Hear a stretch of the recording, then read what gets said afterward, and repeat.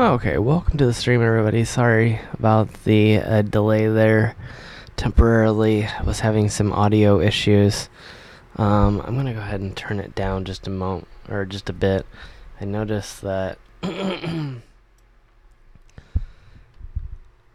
was noticing that on the stream last time, it was sort of overblowing the audio, and I'm also going to exit out of this area so I'm not watching my own stream.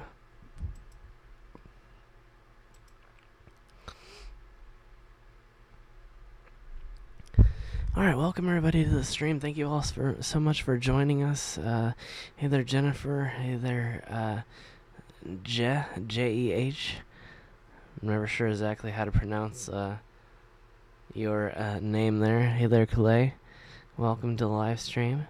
Trixie, good to have you here tonight. Thank you all so much. I'm doing well here. It's really cold. It's about 10 degrees here, but it's about about 25 degrees warmer than what it has been. Got all the way down to about negative 15. So it was quite a bit colder than what it is right now, and so I'm happy to be sitting at a nice even 10 degrees and enjoying the warm weather. If it gets up here any warmer, I'm gonna throw on my shorts, but it probably won't matter because I'll probably be on the road and headed down to 50s and 60 degree weather down south here pretty soon anyway, so I guess it won't matter by the time I get back. Maybe it'll be a lot warmer anyway, so I'm gonna be headed down obviously here, as the stream title says, and as I was talking about last night on the stream. I'm gonna be heading down to Alabama here pretty soon, and getting a lot of travels and filming done down that way. Laura, welcome to the stream. Good to have you.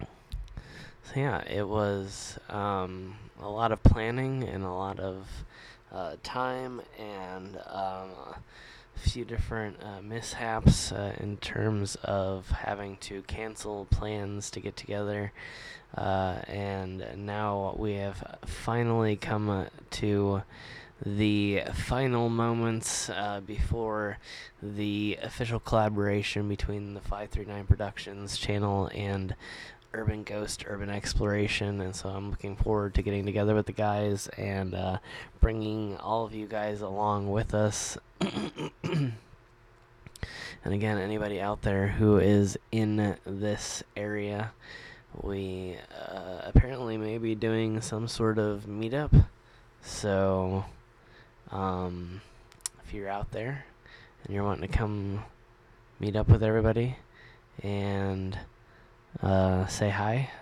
make sure to do that. But more about all of that stuff later on. But I did end up officially booking 3 nights at a hotel room in Alabama, and so it is official. It is 100% happening. I will be down there starting the 15th, and roaming around that area looking for stuff to film, and as well as getting together with some people to film some places where pretty much no one ever has filmed before, at least that we know of. It's completely off limits to everybody except for me and the guys over at Urban Ghost Urban Exploration.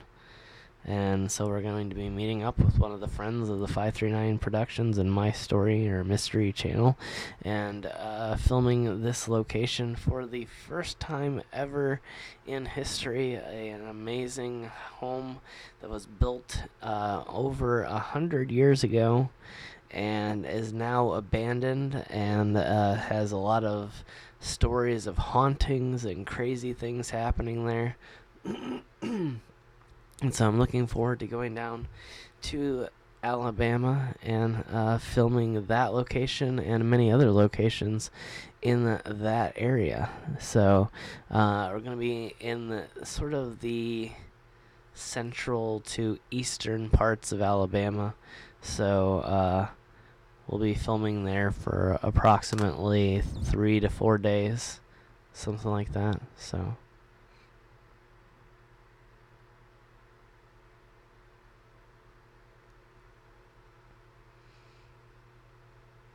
Kool-Aid, yeah, absolutely. If you can make it out to Alabama for a meetup, that'd be awesome.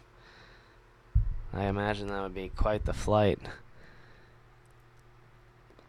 Yeah, I was just talking to Joe today, and um, flight prices were just ridiculous lately. He was talking to me about how much it was going to cost just to fly from Florida to Alabama, and it was something like in the $500 range.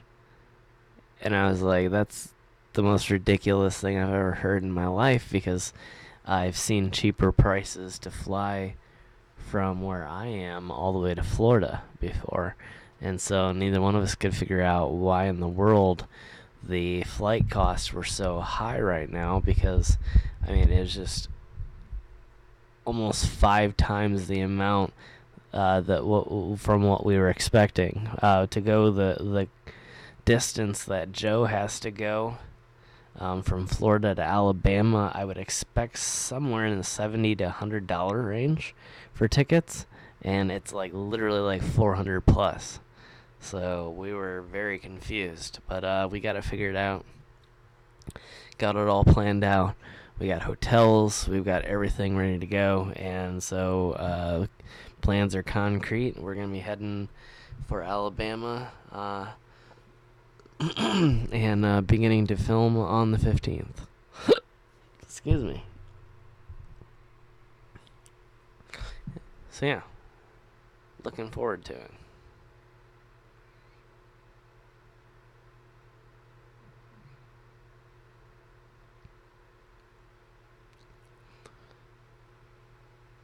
Yeah, it sounds about right, Clay. Everybody wants to go to Hawaii. No one's trying to fly away from Hawaii. No one tries to leave paradise. Everybody just tries to get there.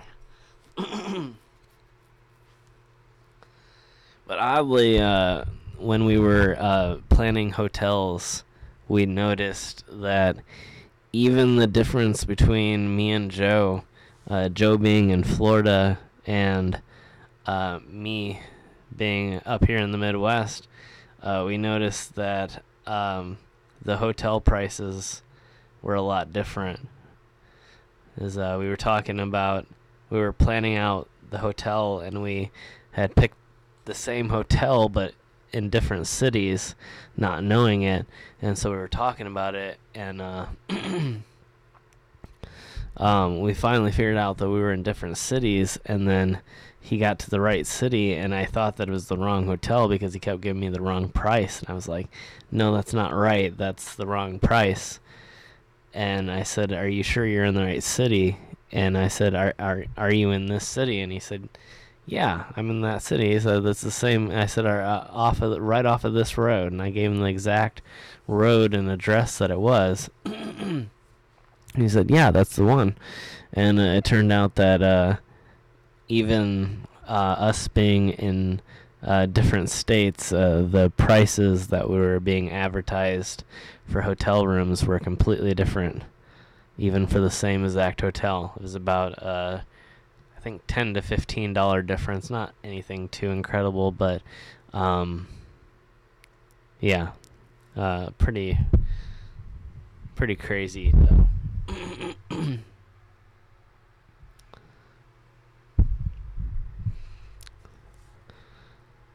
$500 can be to Alabama. Way more. I think I calculated out total gas price, even with driving around, is only going to cost me about $200. So.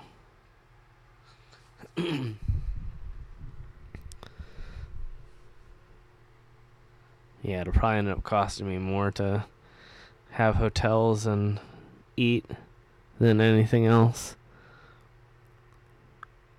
But at the same time, it's not an incredibly expensive trip. But it's not going to be an incredibly long trip, though, either. So I'm not gonna spend as much as the last time, but um, we're gonna be doing a lot and getting a lot in over the course of a few days. So there's gonna be a decent amount of driving. So I don't know. We'll see what happens. But yeah, it should be a fairly affordable trip, I should say, at the very least.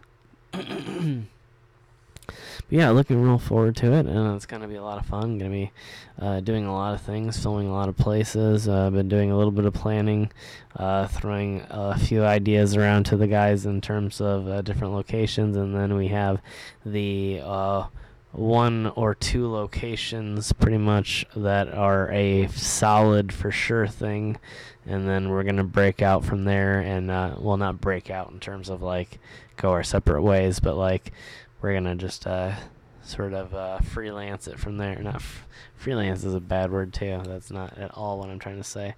But we're just going to sort of go with the flow, I guess is the best way to say it, after that, and sort of just wing it and go from place to place and hit up a few different really cool locations around the Alabama area. Maybe go to a different state. We could we're close enough to Georgia that we could hit up a few Georgia locations. So yeah, I don't know. We'll see what happens. It's going to be a really interesting trip, to be sure. Yeah.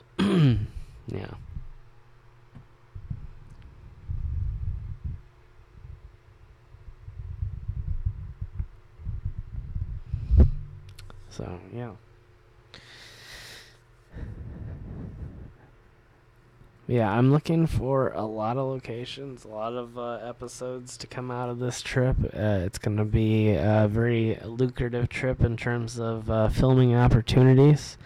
And yeah, it's great getting together with people. And I've been, again, looking to get together with the guys for a long time now. And so it's good to finally do that. And, you know, it's always good, just to meet up with people in general, especially people like Rob and Joe. They're real good guys, and I'm, again, looking forward to our interactions both on and off camera. I think it'll be a lot of fun. So, hoping to do a lot of live streaming too. Again, I've mentioned that before, but I wanted to mention that just in case there's some people here who haven't been here in the last few streams. I am going to be trying to do some live streaming, both possibly on the road as well as when I arrive in Alabama too.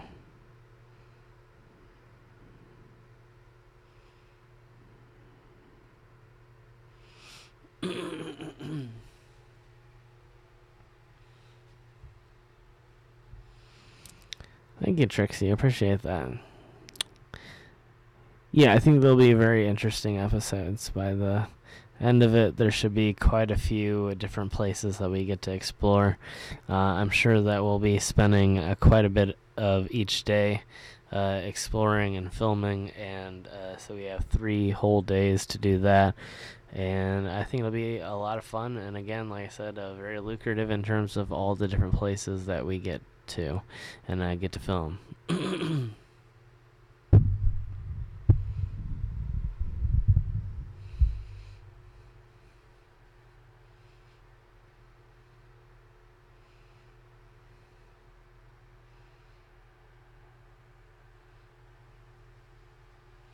I don't think I'm down to hot plate level quite yet, but appreciate the suggestion though.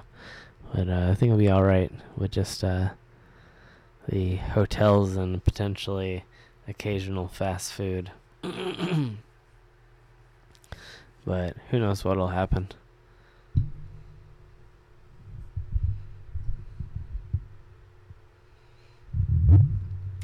But yeah, thank you everybody for coming to hang out tonight. Appreciate you all for being here. Hey there, Ramona. Good to have you. Welcome to the live stream.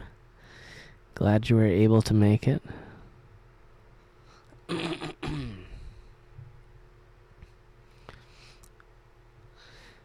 Was having a bit of problems with the software earlier, but did a quick restart, and that seemed to fix everything just fine. I was a little bit afraid that everything had destabilized again, and I was going to have to maybe think about the idea of replacing the entire computer, but luckily it seems to be back to normal and ready to go, and fully functional for the moment. So looks like we're going to be lucky enough to have it last a little bit longer.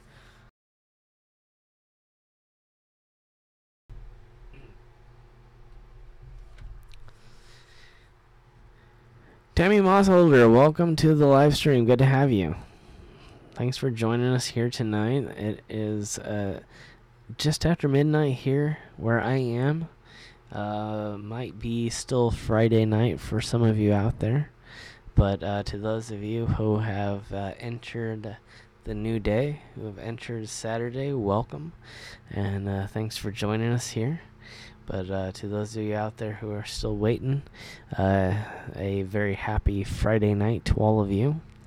So thanks everybody for being here and spending this part of your weekend here with the 539 crew. And yeah, appreciate you all for being here so much. Again, wanted to get on and promote a little bit of this new upcoming travel that's going to be happening over on the 539 Productions, as well as here on the Mystery Channel. We will be again doing different streams and all kinds of different things. We might be doing some streams over on Urban Ghost Urban Exploration. They have a second channel actually now. I think it's UGUE Brothers. And if you check that out, that is a channel that we may be streaming on while we are out there.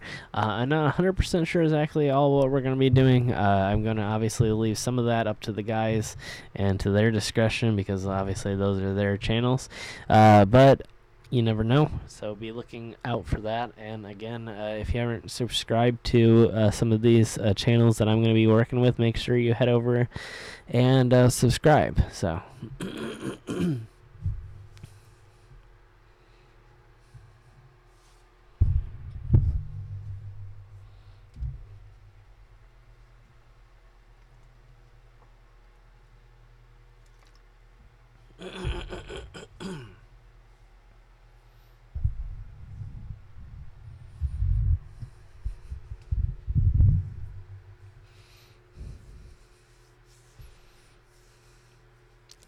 Ramona is checking in from Germany, yes. It's good to have the German audience here, and always happy to see Ramona. Can I please remove the hood and cap? That is a negative.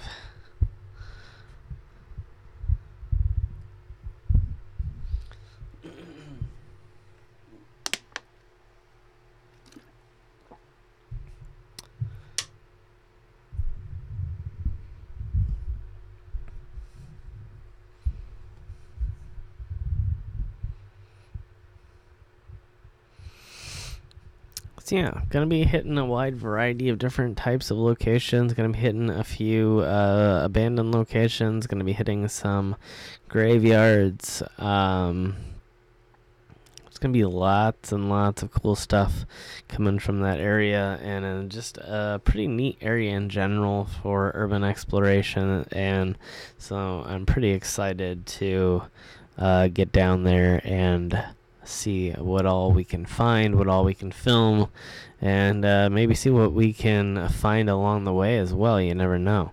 So it is going to be a great few days of travel, and maybe heading up a few other locations as well along the way, maybe even along the way back. So I'm not sure exactly what's going to be happening there. but might be hitting up some locations, possibly even in the Kentucky area. Just really depends on how everything goes and what kind of planning I can get done between now and then. But yeah, should be good times no matter what, though.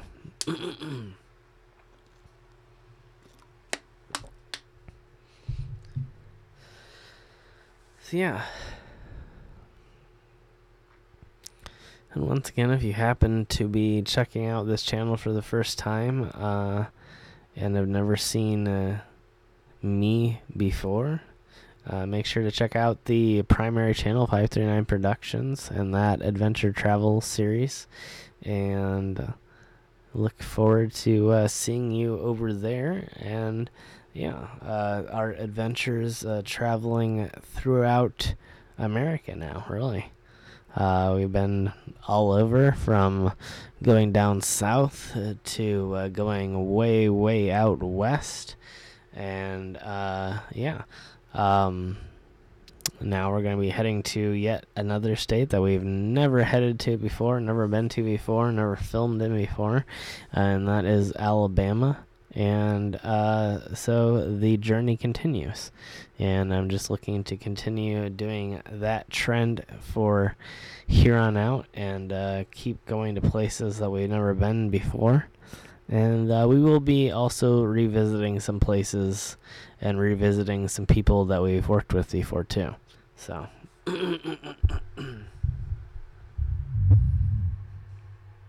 thank you, Trixie.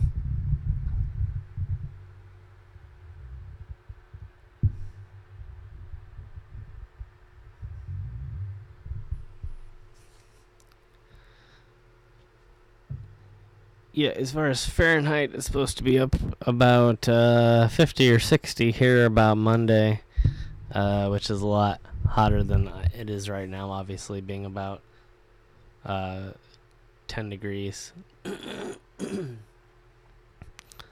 Somewhere between 10 and 15. Happen to be wearing whatever I'm wearing. I'm sure at some point I'll be showing off my hair.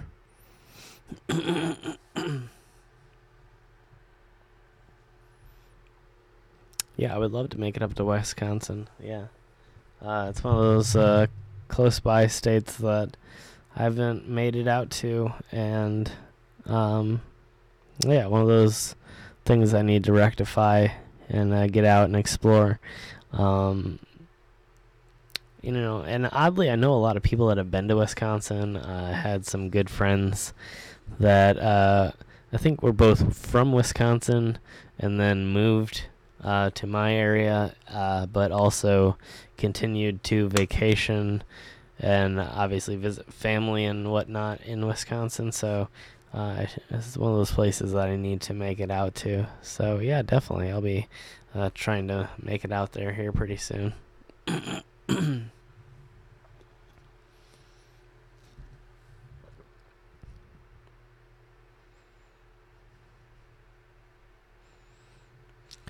Thank you, Ramona. I appreciate that.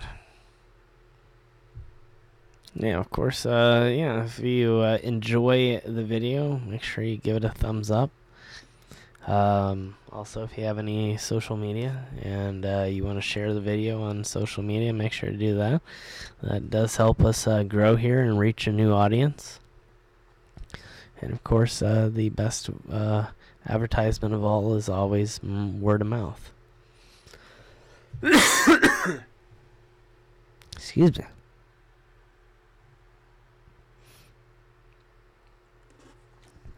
I could kind of feel the water go down just a little bit wrong last time.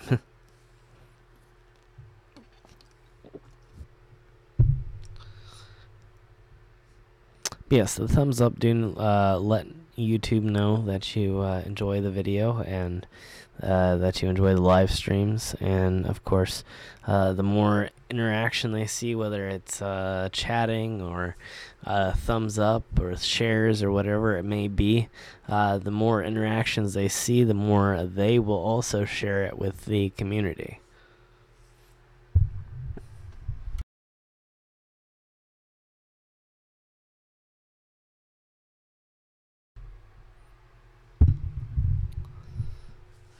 So yeah, I do appreciate you all hitting that thumbs up and sharing the videos. But again, I never try to beg for those type of things, but rather just encourage you to do it if you do like, and yeah, sort of leave that in your sound decision making skills. So yeah, that way we keep everything honest here, and I can see exactly how much all of you guys are enjoying these streams.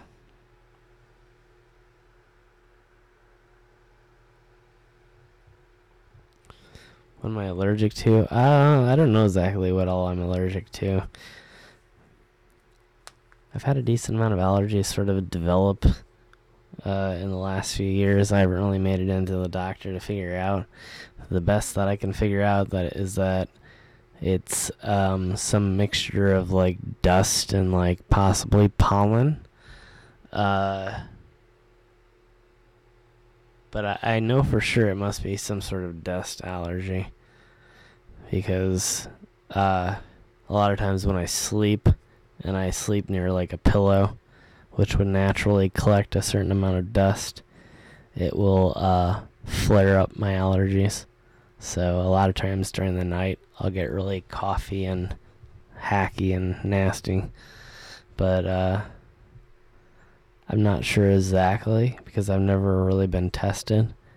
I just sort of know the symptoms, and I know that taking antihistamines greatly reduces and helps the problem. And so it would seem that the answer is allergies. And yeah, so no real official diagnosis by any means, so I don't have any specific answers, but just a relatively certain or I should say I'm relatively certain based on the information that I have. My photos are really great on Instagram. Thank you so much, Laura. I appreciate that. I love still photography. Definitely where my roots lie, and definitely where still a lot of my passion lies. Even though I have a huge love for video, I still do love the still imagery as well.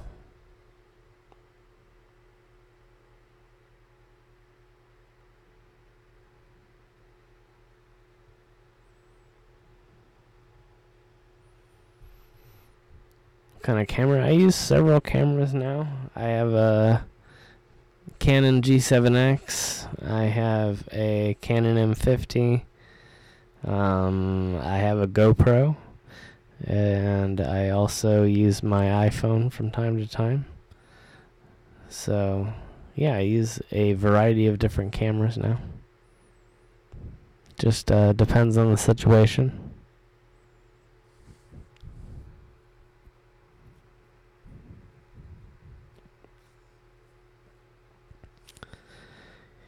Yeah, I could get tested. There is some basic testing procedures that they will do on you, where they will put different types of allergens on your back and see which ones you have a reaction to. But for the moment, it's nothing bad enough that I even feel it necessary. If I just take a basic sort of over-the-counter antihistamine and non-drowsy antihistamine, it seems to work just fine.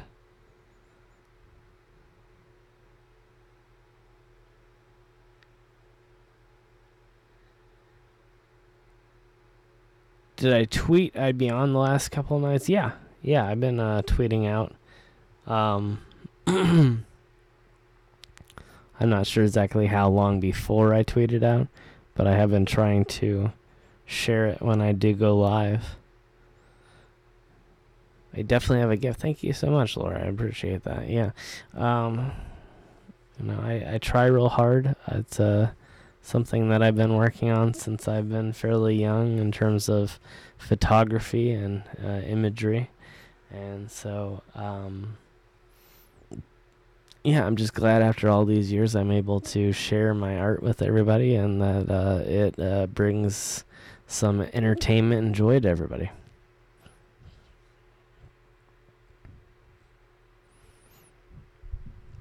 I appreciate that, Ramona. Yeah, I appreciate all of your support. It's been, again, a really great experience here on YouTube.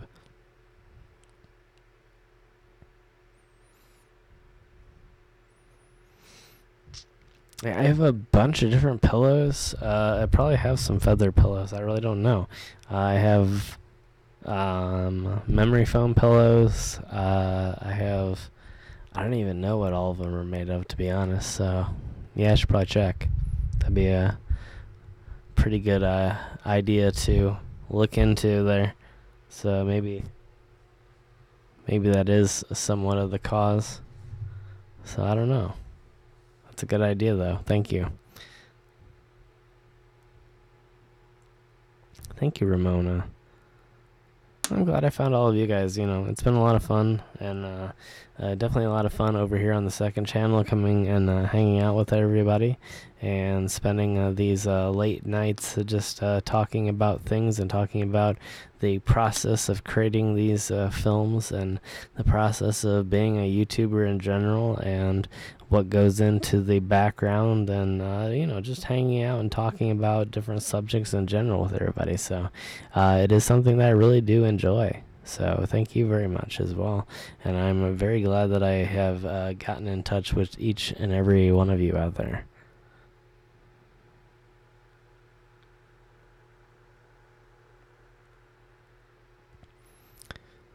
Yeah, I'm a big fan of memory foam. I don't know that it's for everybody or for every circumstance, excuse me, but yeah, I think it's a good product, and definitely something that I'm a fan of and get some good use out of.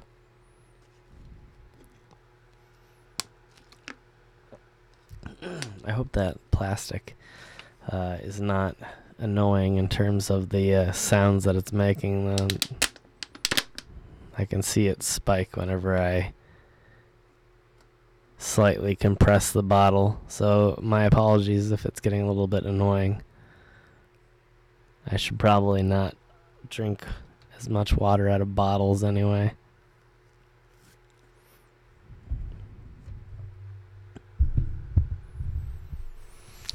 The most intense video that I did out in the West, probably the abandoned mine. Just between being underground again and having to think about everything that goes along with that, between having rocks falling and cave-ins and whatnot, and then on top of that, obviously you have the danger of running into people that are squatting out there or are just out there for whatever reason. Who knows what it might be, but yeah, that was probably one of the most intense experiences. And of course, we were hearing a lot of things while we were in the mine, and so we were pretty sure that we weren't alone, at least in some capacity. So yeah, definitely one of the scarier circumstances. But yeah, I had a few different crazy things happen. Obviously, when we were at the abandoned factory out in the desert, we ran into a helicopter patrol out there, and they seemed to notice that we were out there and hiking and filming, and so they turned around to check us out, and so that was a pretty crazy experience as well. Thank you, Ramona. The noise from the plastic is funny. Yeah. I feel bad about using so many plastic bottles.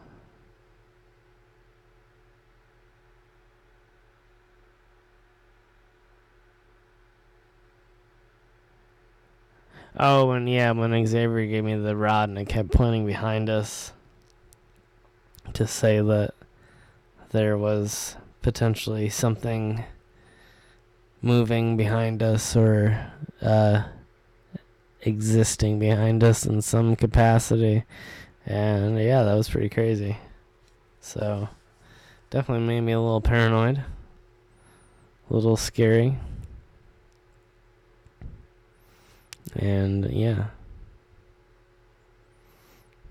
But it was a lot of fun. But yeah, we sort of just did it on the spot. He just handed me it and said, do you want to give it a shot? If you hold one, I'll hold one, and we'll see if we can get them to work together. And for whatever reason, it did seem to come up with responses, and it was pretty cool. Again, I'll leave that up to each individual person to judge what they believe may have been causing that, but we were not coordinating in any capacity. It was a legitimate spur-of-the-moment thing that we did, and I had no idea that he was going to ask me to do it. And so it was pretty cool to see it do something, whatever may have caused it. But yeah, pretty crazy stuff, and would love to try it again sometime.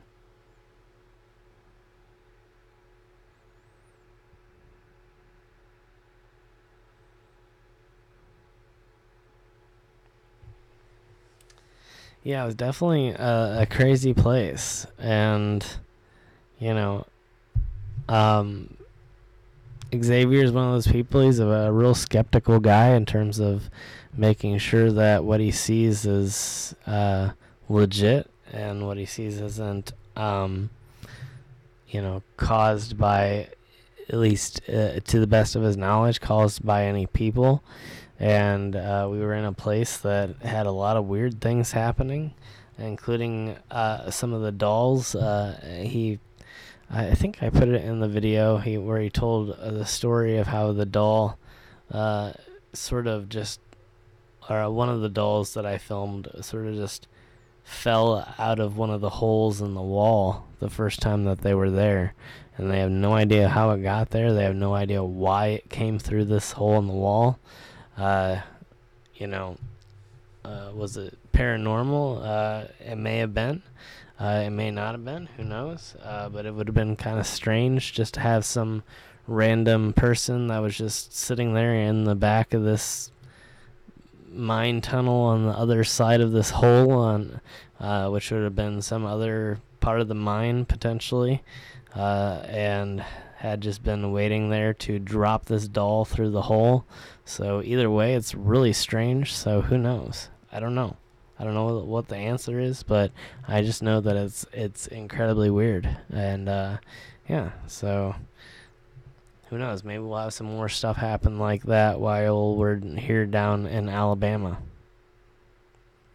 Manya, welcome. Good to have you.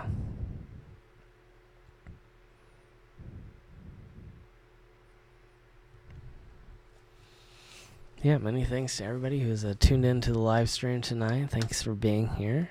And just trying to go over a few updates that I have in terms of the travels. I will be heading down here to Alabama around the 15th and doing a lot of filming down that way. And yeah, maybe even more. So, including, as I've said before, some streaming and maybe potentially even a meetup. So I'll be keeping everybody here up to date as the news pours in here, and as I plan things back and forth with the guys over at Urban Ghost Urban Exploration. So make sure that you stay tuned to both this channel here and to other social media such as Twitter to keep updated on that situation. And I will be bringing updates to you guys, hopefully on a daily basis here until we take off on the road. So,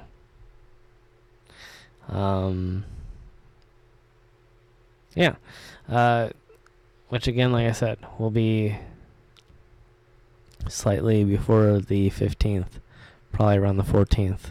I will head out on the road and make it down to Alabama, and then the 15th we will begin to film.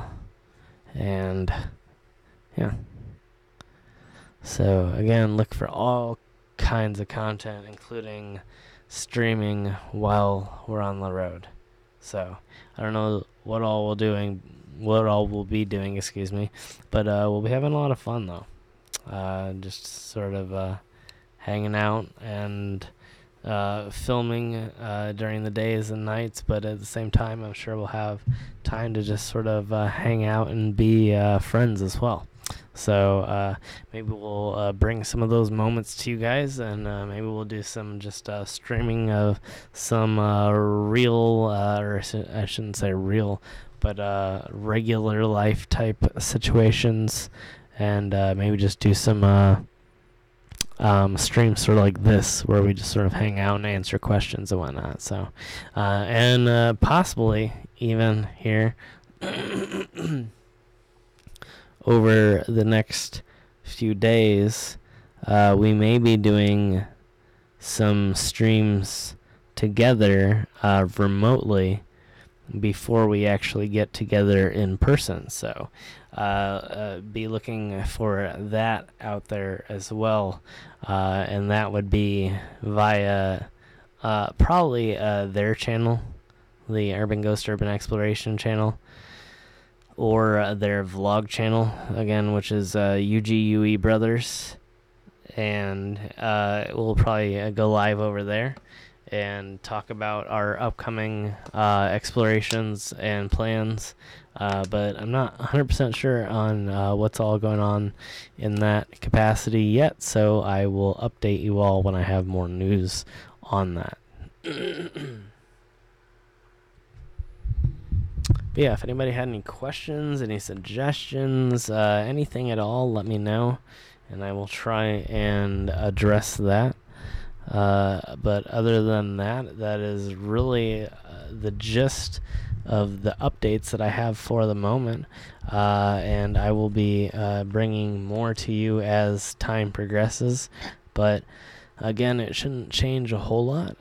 We will not be changing our destination at all, and we will definitely not be changing working together. So I definitely look forward to seeing videos from both the 539 Productions channel and the Urban Ghost Urban Exploration channel over on YouTube from our adventures in the Alabama area. So looking forward to it. It's going to be, again, a lot of fun, and I'm looking forward to both working with the guys, filming with the guys, and also just meeting and hanging out with them as well, because again, we've been sort of friends online in the background of YouTube for quite a while now, and have been talking to each other over the phone and via phone call and text for quite a while.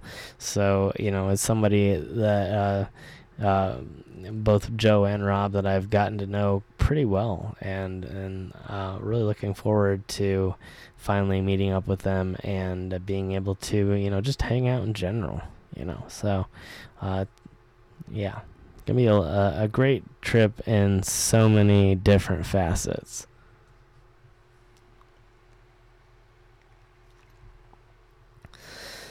But yeah, and the good news, it's all been sort of good news in this stream, but in other good news, that is starting to warm up again. It's looking like the trip is going to be in sort of a warmer weather capacity. We're going to be getting up into the 40s and 50s here, and then up into the 60s and 70s, and up into the 50s and 60s there.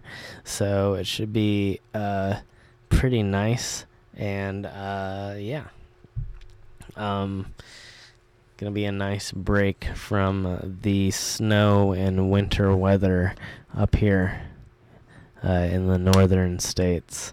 So, yeah, definitely looking forward to taking that break. And of course, as you guys know, I just love the travel in general, so it's gonna be great to be out on the road again.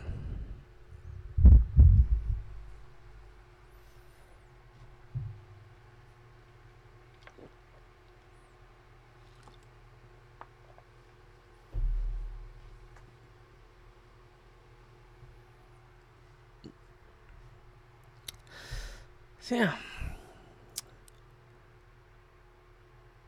that is the plan here for the next few weeks. And again, we will be releasing a wide variety of content on the 539 Productions channel. And I'm also attempting to make it out here on the road, maybe even as early as, well, I guess now later on today. It's 1 o'clock in the morning almost here in the Midwest, and so if the weather is cooperative, I wouldn't mind getting out and getting some filming done before I head down south, and so I may do that later on today, and we'll just have to see how that goes. But I do have a few locations in mind to get done. I'm not really sure exactly where I'll be heading, but I have a few ideas at least. Todd, welcome to the live stream. Good to have you here, bud.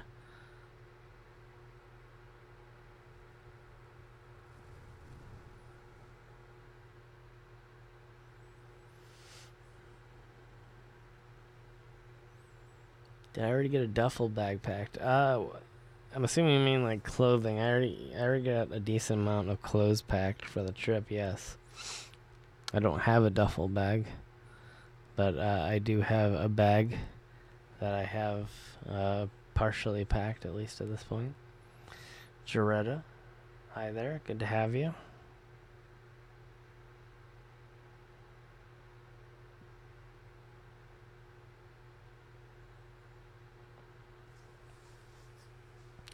Yeah, it looks like it's going to be warm weather ahead here, and yeah, going to be pretty nice down in Alabama when I make it down there. So yeah, I completely believe it being in the 70s and 80s in Texas, because that's going to be in the 50s and 60s in Alabama. So Texas is obviously a little bit south of that. I think there's probably a few pieces of Texas that are around the same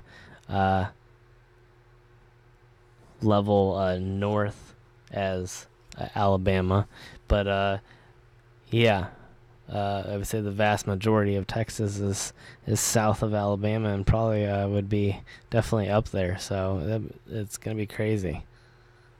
Some very weird weather.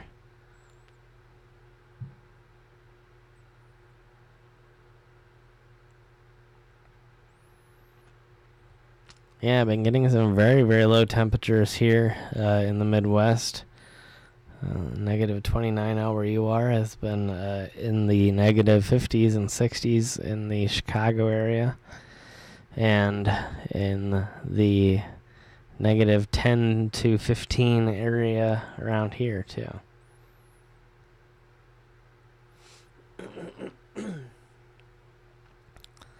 Lola, good to have you. Thanks for tuning in. Not getting your notifications. I'm really sorry about that. Hopefully that gets fixed. But I did work with YouTube for a while to get that fixed, and they got it fixed for a lot of people. It seems like there's still a few out there that don't have it taken care of for some reason, and I don't know why that is. But the only thing I can suggest on that is to subscribe or unsubscribe and then resubscribe and turn notifications on from there and see if that works. But other than that, I really don't know at this point. But I know that they have for any issues that any of you out there are experiencing.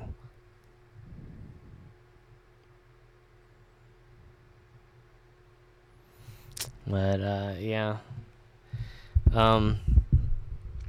Again, one of those situations where if you are able to give a follow over on Twitter, I do try to tweet there as well to let everybody know when I am live.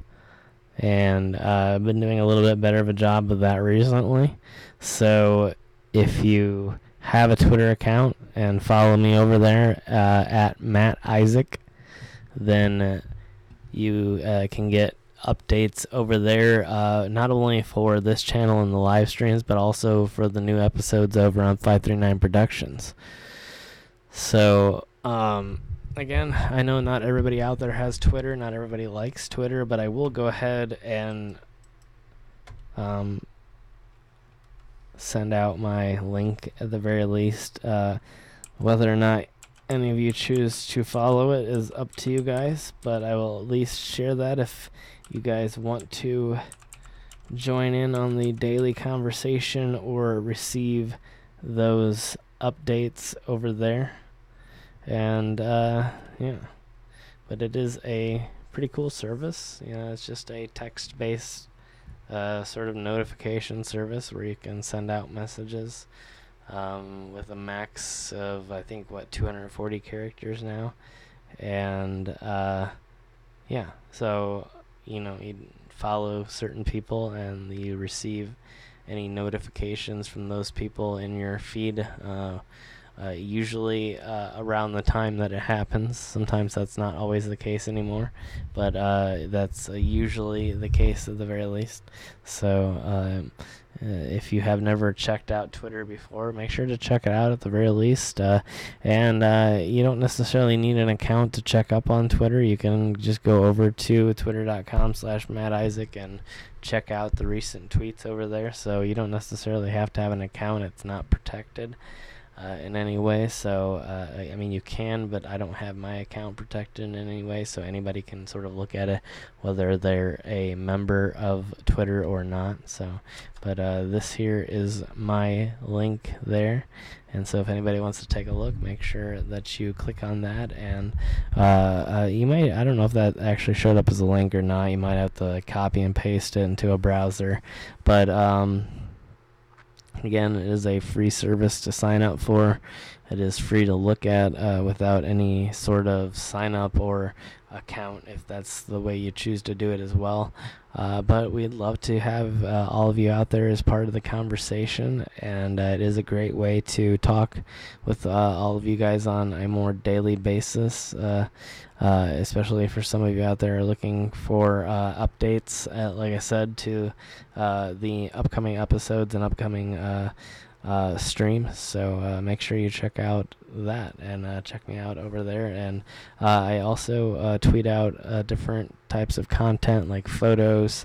It's sort of also a catch-all for my different social media accounts. So anytime that I post a photograph to like Instagram, it'll show up over on my Twitter account. Anytime there's a new episode on either the Mystery Channel or the 539 Productions channel, it will show up over there, and various other activities that I do. So, yeah, something to check out at the very least and to think about at the very least. I know some people out there don't like the idea and the sort of negative ramifications behind Twitter and the different social media platforms out there. So I do understand if some of you out there choose to not be a part of that, but at least something to check out. So absolutely love that. Glad to provide any information that will be helpful to anybody out there, and glad to help anybody out in getting updates and seeing the episodes. So, anything I can do to help you guys, let me know. But yeah, thank you all for spending this part of your weekend here with me over on the Mystery Channel. I appreciate you all being here. And again, I know that weekends are something that's still quite special to a lot of us. A lot of us work very hard during the week, and the weekends are our time off. And so I really appreciate all of you spending that special time off that you have here with me. And so yeah, let me know if there's anything special that you guys want to talk about, any questions that you have that you're desperately wanting answered, anything that you want to know about the upcoming trips or the potential meetup. Let me know, and let me know which way you want to steer this conversation in, and we will take it that direction. Otherwise, we'll just again, like I said, sort of ended at your guys' convenience. Love the flag. Oh, thank you so much. Yeah, I've been working a lot on the flag. I've got it almost completed. It's a little bit shy of being done. I'm going to add some different colors into the different areas of the flag that haven't been colored yet. I'm probably going to maybe paint the rest of it silver and then add some glow-in-the-dark paint on the top of that to make it all sort of light up at night here when it's in the black light. So yeah, it's been a long process, but I think it's turned out pretty nice. Definitely hasn't been perfect. I've had a few mishaps here and there, but nothing too significant, and I think it still looks pretty cool. So yeah, I'm looking forward to finishing it up and seeing what the finished product looks like. So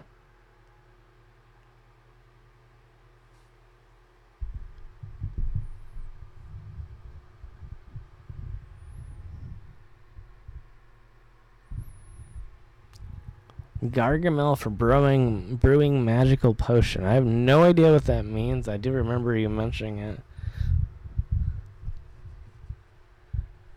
I don't understand what kind of magical potions we're talking about. How are my feet? They are still flat. They're not too bad though. I don't mean to be completely sarcastic, but no, they're all right. They're feeling okay. Usually I switch into something with a little bit more arch support, wear some shoes with some really good arch support for a while, and it seems to alleviate the issues. But thank you for asking. I appreciate it so much. Understand if I'm being sarcastic at all, it's only as a joke. I'm not actually trying to be disrespectful to anybody.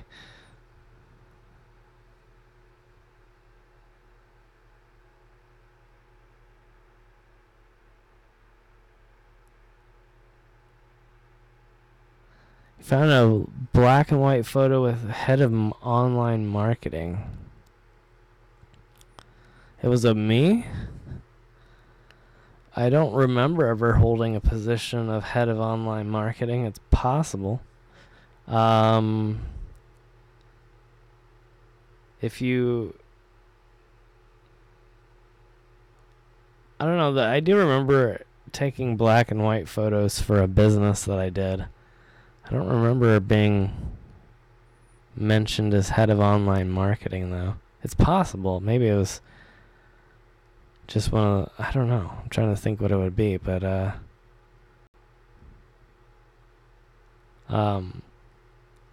have been numerous projects that I've been a part of over the years, including several businesses that I've started with friends. So it's probably something that's part of that. Either that or it's just someone that looks incredibly familiar, incredibly like me. But again, yeah, the only thing that confuses me is the head of online marketing. I don't remember ever holding a position like that.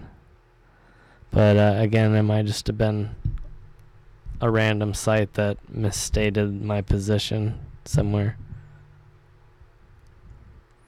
Thank you, Jennifer. I appreciate that.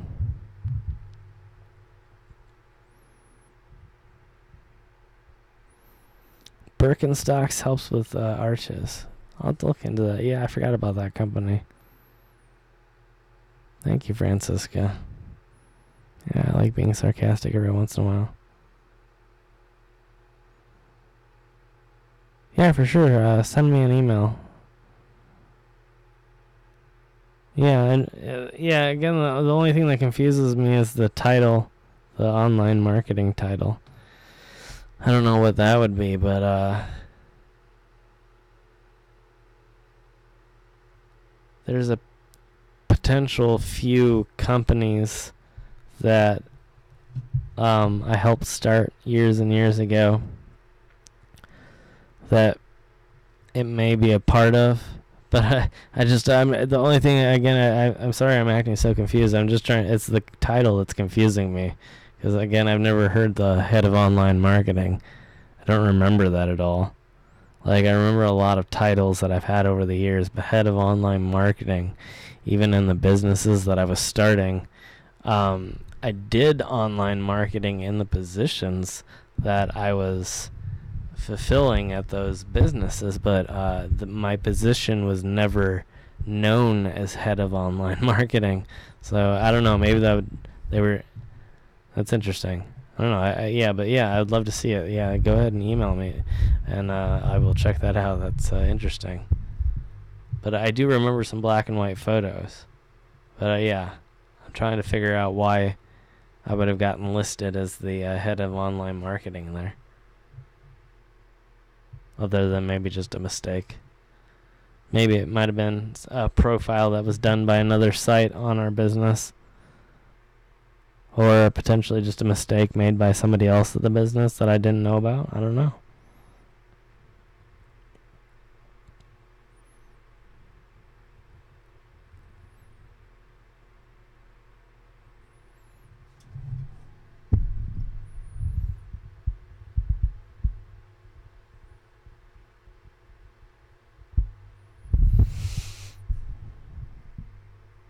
Oh, I understand, Francisca. Gotcha. Hopefully that works out for you. Best of luck there. I'm looking very young. Wow. Well, I look very young all the time, so I mean, that must be something to say for sure. So, yeah, I would be very, very interested to see what it might be. But yeah, it's probably one of the businesses that I opened with my friends. I've opened several computer repair business. There was a really, if you found the one I'm thinking of, I could have been listed as the head of online marketing.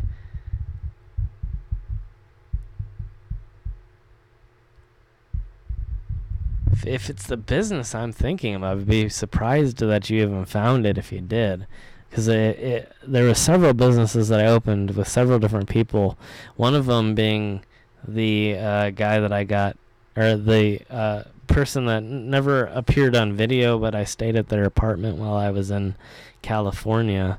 One of the businesses that I opened was with them. And that's the one that I remember having black and white photos with. However, there previously, years and years before that, was another computer repair business that I opened up with yet another friend, which could have had black and white photos as well. And that business would make a lot more sense to have that title of head of online marketing. I didn't even think of that. That would have been, I don't even know, almost 15 years ago. So I'm not really sure. But I will definitely check it out. Let me know when you send that over to my email, and I will look at it and let you know what the verdict is.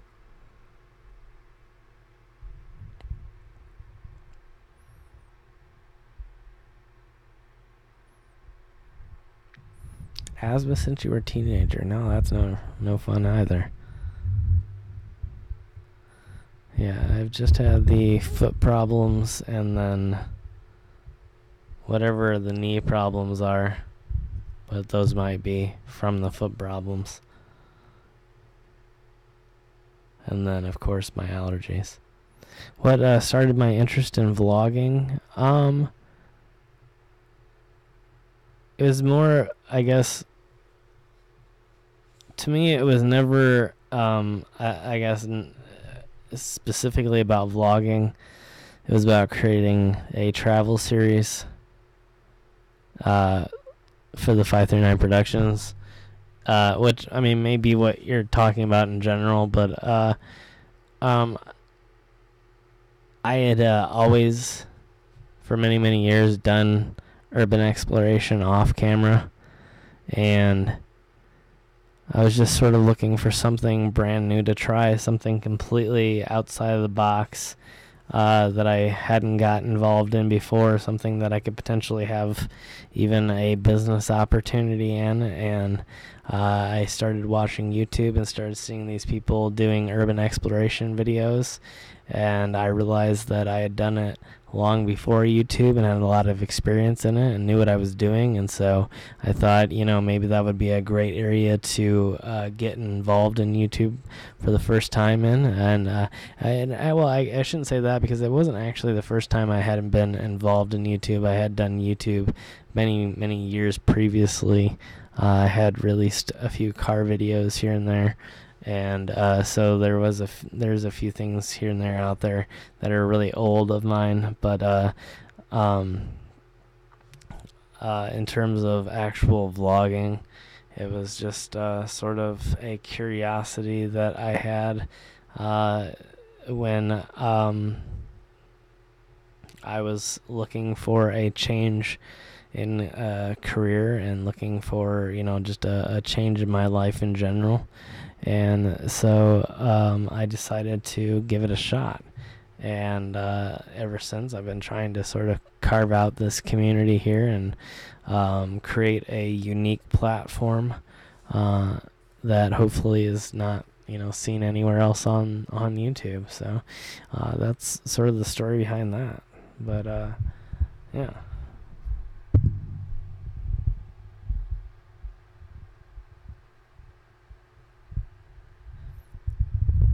Just sent it. All right, Ramona. I'll take a look here. I don't even know if I can take a look from here.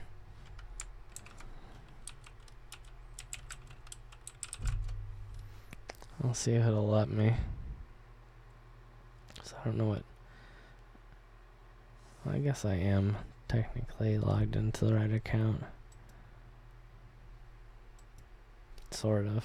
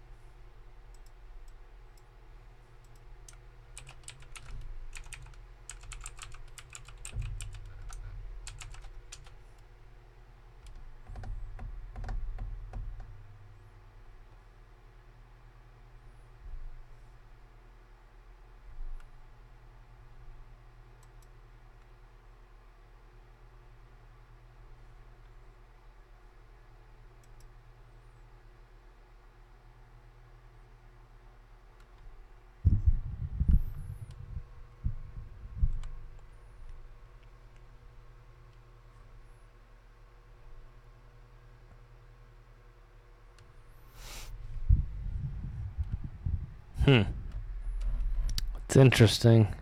It's a real photo of me, but I don't have an active LinkedIn account under that name. So it leads me to think that somebody is using my name and photo under a fake business, because I've never held that title, and I don't have a LinkedIn account. I've used to have LinkedIn accounts, but I've since erased all of them. I have in the past used that photo in a LinkedIn account, but never under that title. That's strange. It almost makes me think that it's like a scam business that has found my name and picture and decided to use it. That's weird. But it is a photograph that I took for a business that I was a part of. But that is not the name of the title that I held in that business. So that's very strange. And again, yeah, all of my LinkedIn accounts since then, and especially for that business, have been erased. And my personal LinkedIn accounts have also been erased. I don't have any LinkedIn account right now. And yeah, again, the head of internet marketing. I have no idea. I've never been the head of internet marketing. I've been the head of operations. In fact, that was my title of that business, was the head of operations or chief operations officer, COO or whatever. That was my title there, not head of internet marketing. Although internet marketing was part of what I did, but I never took on that label. So, I don't know. Weird. Good find, though. But, yeah. I could not tell you why it exists. But then again, I no longer own any of those accounts. I don't have access to those websites anymore, or servers. And so, none of that information I'd be able to verify, I guess. That's not really even the right word, because again, like I said, there's really nothing to verify because none of that even exists anymore. So, yeah, good mystery though. I'm impressed. That is definitely me. That was definitely a photograph of me that I took while I was doing work for a business that I was opening with a friend of mine. And and that is not the position, the name of the position that I held at that business, though. However, it is the correct name, and so if somebody is copying it, they're copying both my name and my picture. So I guess props to them for being smart with their scam. Or for some reason, like I said, somebody created an account for me.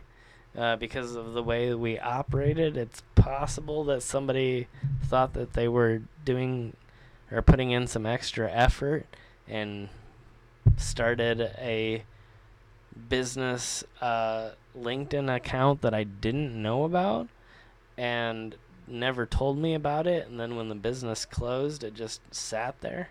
So I guess it's possible that it's technically my account, but I just never got the login information for. I don't know. But yeah, that's weird. Every LinkedIn account that I've ever had should be closed. So how that's still popping up, I have no idea. But that's interesting though. But it could be just a photograph that's popping up off of an old sort of archived account. And so because it appeared in the past, they might still, I don't know. Who knows? I don't know how to explain it, but yeah, definitely not me anymore. So if you see that and you're trying to somehow contact me via that account, that is not real. Don't. And if somebody contacts you back, if anybody sees that account and they get a message back, that is not me. But it is me. The photograph is me.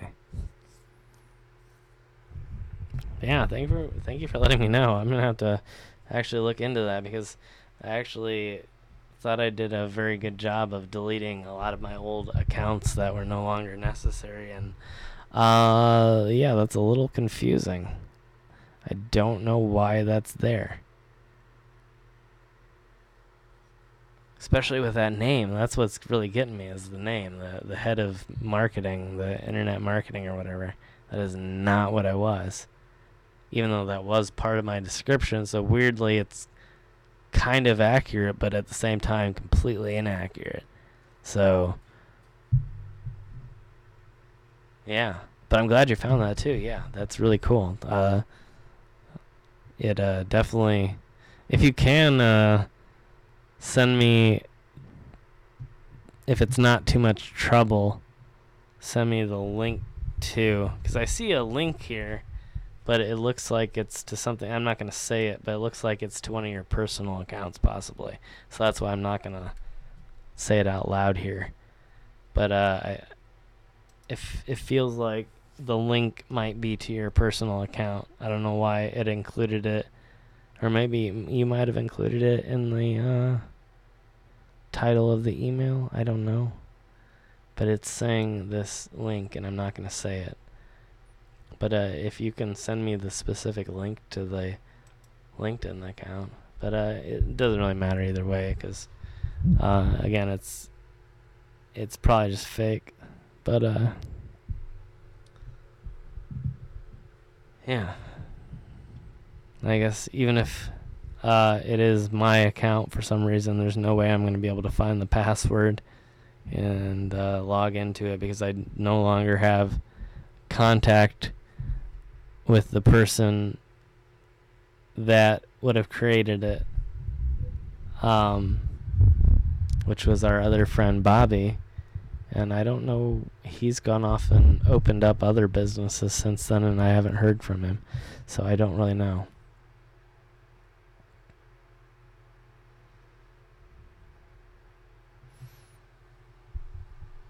All right, pardon me for just a moment. I'm going to take a break for like not long at all, like 2 minutes this time. Like not even a regular break. I just need to step off camera here for a second, so I'm just going to turn the music on for a brief moment and cross my fingers that it doesn't crash the program. If it crashes the program, then I will be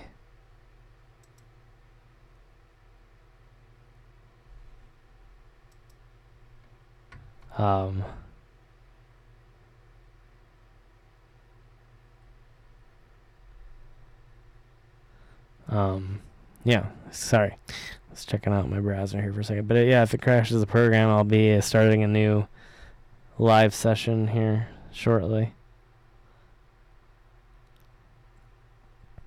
Huh. Weird. Yeah, it's definitely not accurate information, but it is my name and photo. Head of marketing and design. The business isn't even clickable anymore, so apparently they figured it out, because I can't even click on it to see this supposed business or my name. It says I have 0 connections.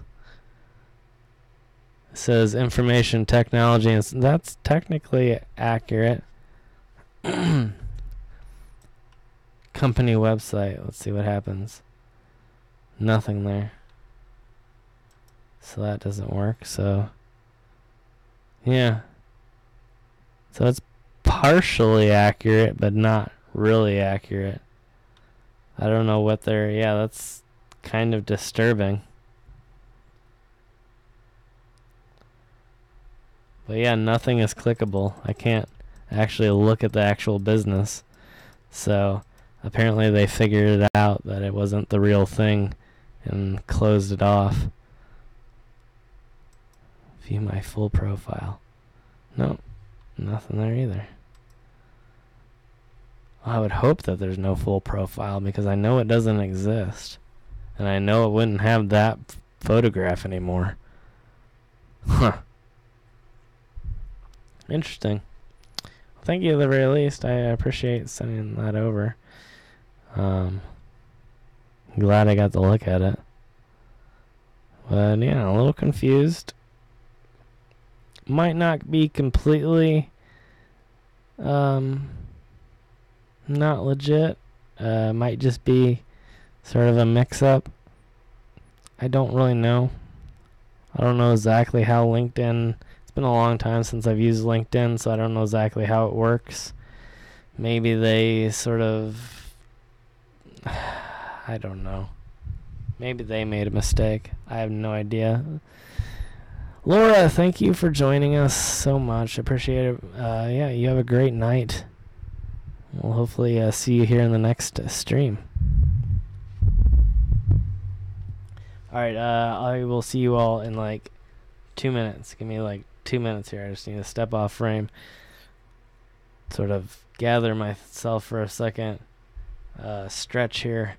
Yeah, take some drinks of water. But I just need a brief moment here. Yeah. So I'll be back in like 2 minutes.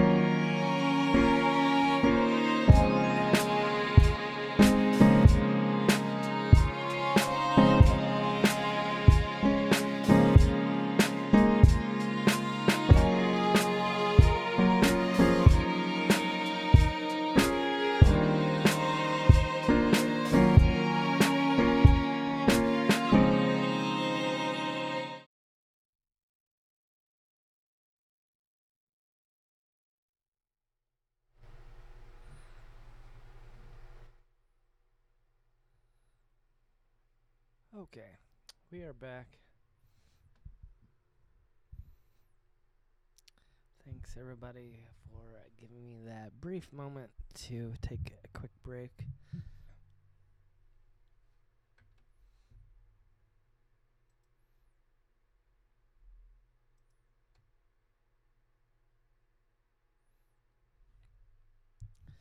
But many thanks to everybody who has stuck around. Appreciate you being here. Almost 1:30 in the morning here in the Midwest. So, getting kind of late out here. Not so late for some of you out there further out west or in different areas of the world.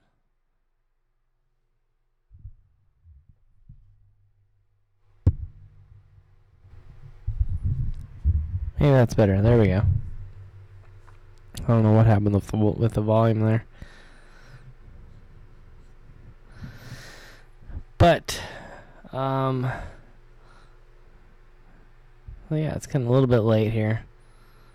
Not incredibly late. Looks like there's still a decent amount of people tuning into the broadcast. So thank you very much for being here.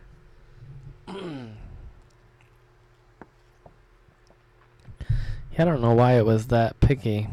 Not you guys, but the audio board. I literally turned it up.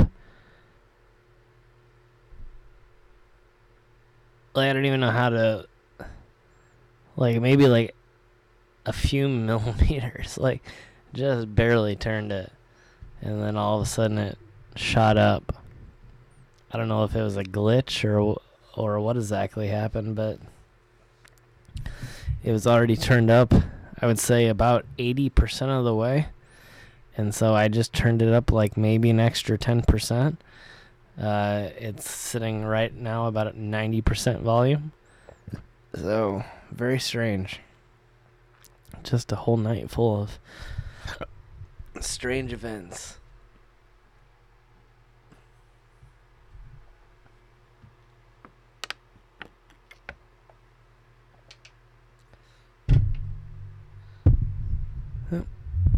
And once again, I decided to throw my drink down onto the desk. So my apologies.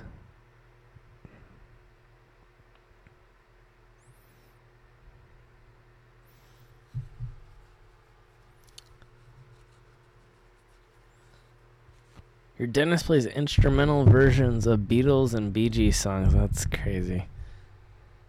That stuff blows me away.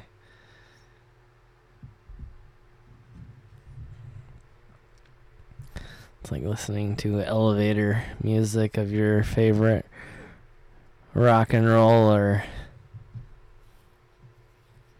different era, or not era, genre songs.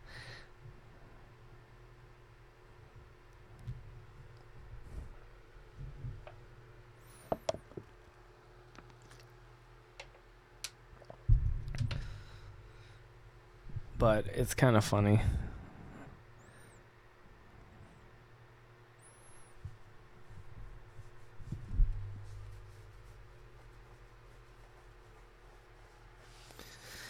I often wonder about stuff like that, though.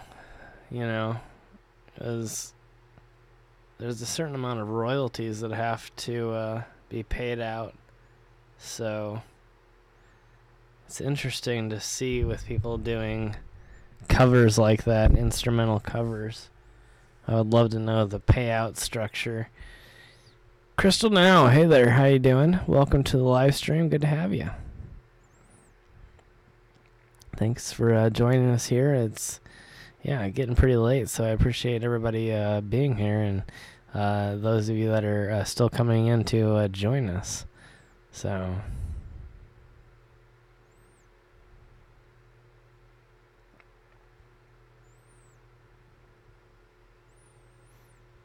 I'll stream tomorrow.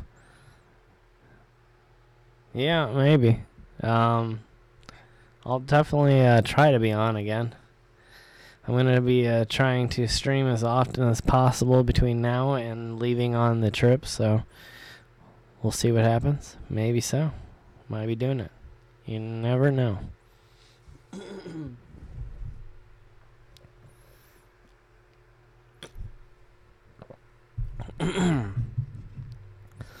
But I'm definitely not going to be streaming quite as long tonight. I'm not going to be doing a 5 a.m. stream or anything like that. We've been streaming now for about, looks like, an hour and a half. So I don't know how much longer we'll go, but not, again, going to be doing any sort of record breakers tonight, for sure. Thank you, Lola. Yeah, I'm really looking forward to what the upcoming travels bring as well. I think it's going to be a lot of fun. A lot of really amazing episodes should come out of it.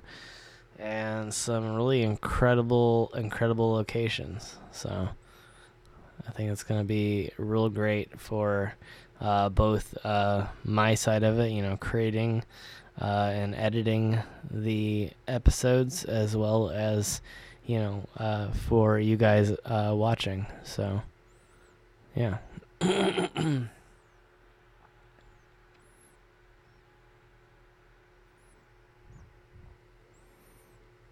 Well, we are always happy to recruit more people onto the Night Owl Army here.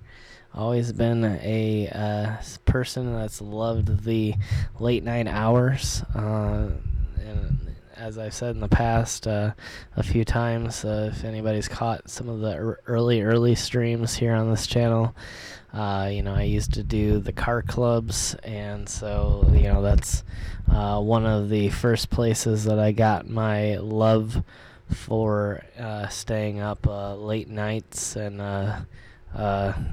all kinds of crazy hours. So yeah. Yeah, I've always been just someone who's very comfortable with these sort of hours. This is definitely early for me. Yeah, I'm very used to being up till 5:30, 6:30 a.m.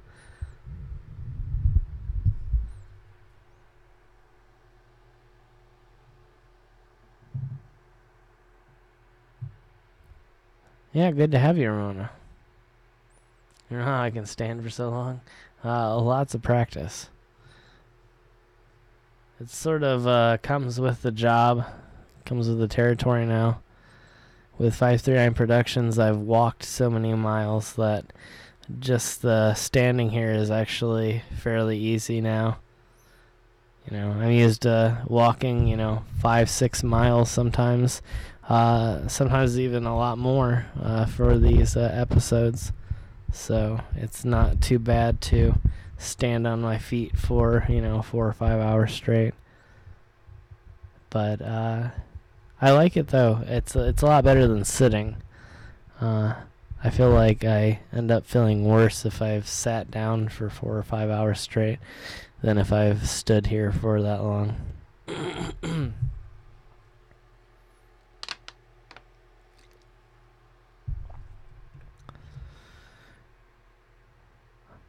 I agree, Lola. Yeah, it's going to be a lot of fun. And a lot of cool people that we're going to be working with this year. And Joe and Rob are definitely part of that group. And really good guys, really have done a lot to help support the channel over the last few years. And really appreciate everything that they've done. So, yeah, I'm looking forward to finally getting together with them in person. And it's been something that we've been trying to do for a long time, and now we've finally got the chance to get together in person and make some episodes, and I think it's going to be really, really great.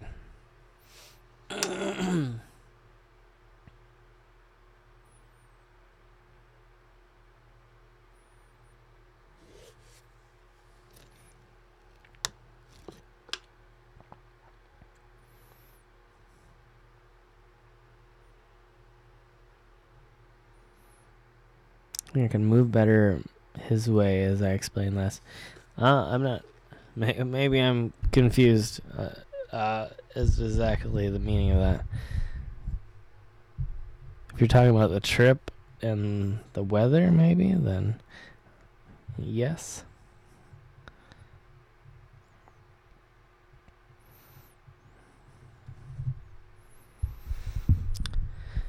For me, Manya, I would say standing in a lot of ways is relaxing for me.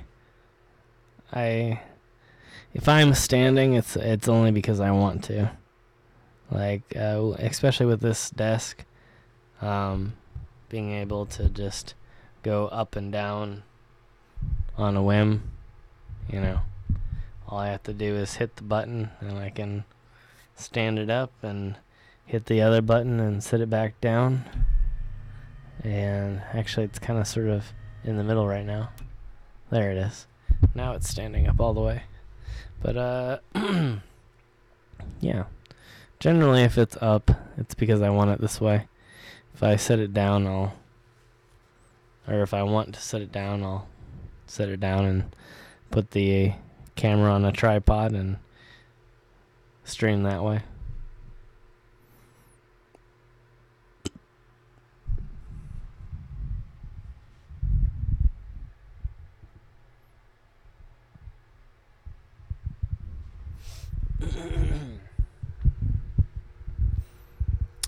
Yeah, thanks everybody for being here. I don't know if there's anything specific that anybody wants to talk about, or exactly where we're gonna take this conversation, but many thanks to everybody that's here right now.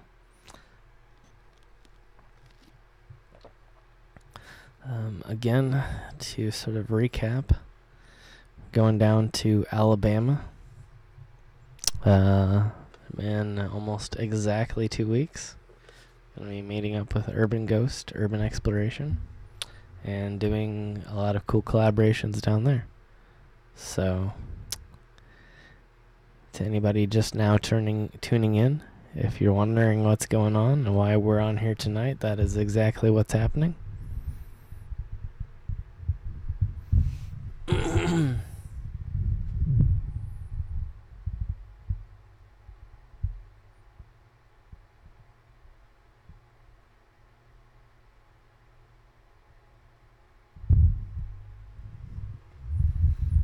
About not feeling American. I don't think I necessarily meant as much as I don't feel American as much as I feel like just like a global citizen in a way.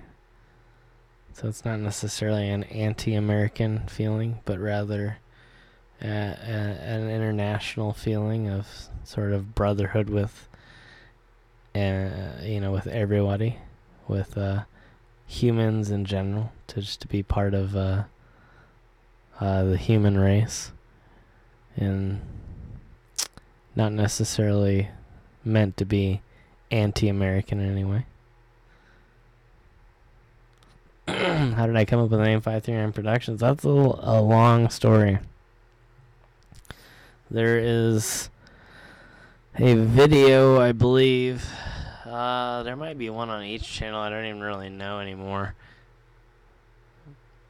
If anybody knows, chime in. But I think it's on this channel only now.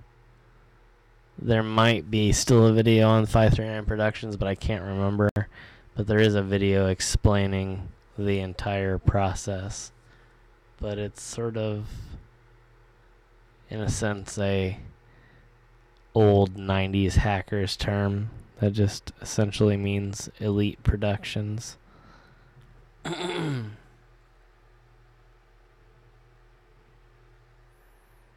Is the chair from Herman and table from Herman Miller? No. My I don't know who makes my desk. The stand-up, the electric stand-up attachment is made by VersaDesk, and I have no idea what the chair. It just was comfortable.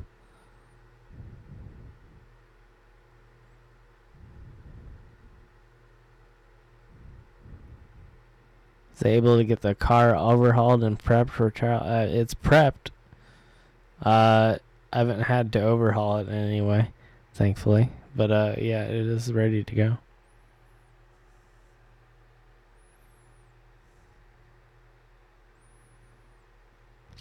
Okay. Yeah, I wasn't. Yeah, I didn't know that there was still the video on 539.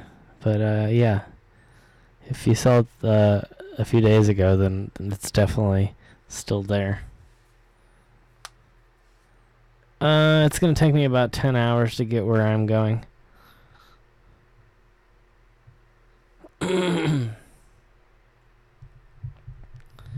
But at one point I had a video on both channels, so there still could be a video on each one, so I don't really know.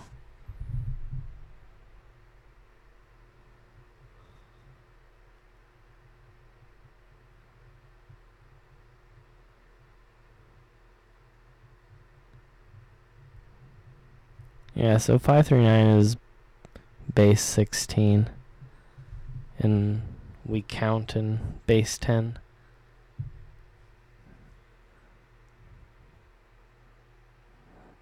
So, there's a lot of explanation that goes in between that, but that's the basic understanding.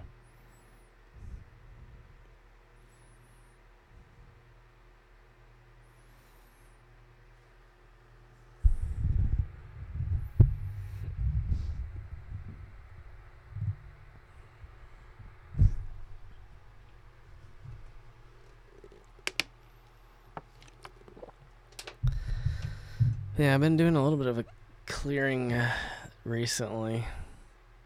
Actually, I think just earlier today. I went through and got rid of a lot of the older streams, some of the errors that had happened, some of our short 3-minute long streams where things hadn't been working right and nobody could see the stream. So I cleared out a lot of that and thinned out a few of the streaming and digital streams, so now it's looking a little bit cleaner when you go to the video section here on the My Story or Mystery channel. So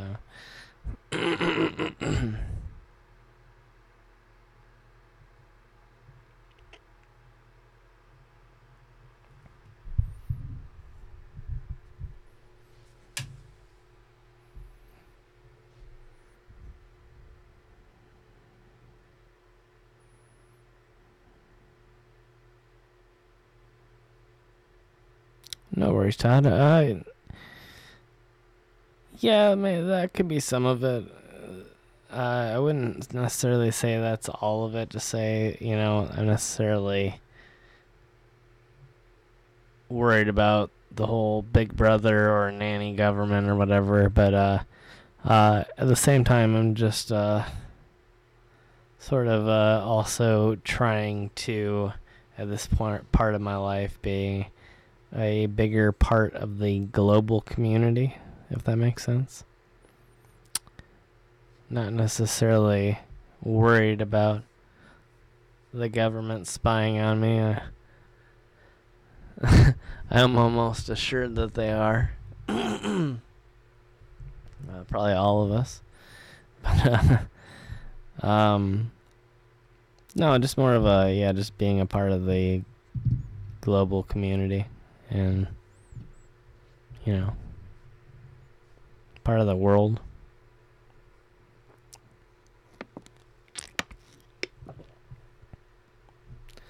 But, I think it's just sort of a new movement to sort of lessen the impact of borders and,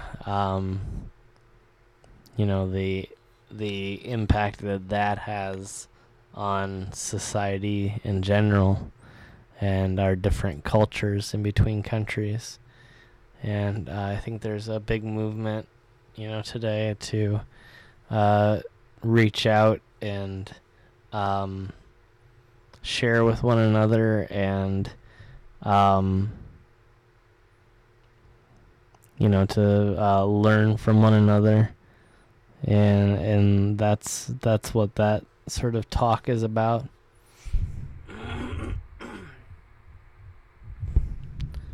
So I hope that clears that up. But just a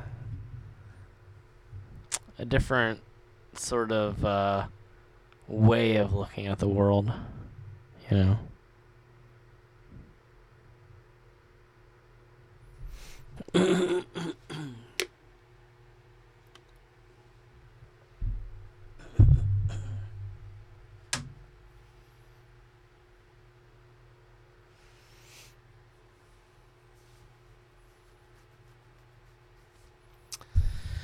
So yeah.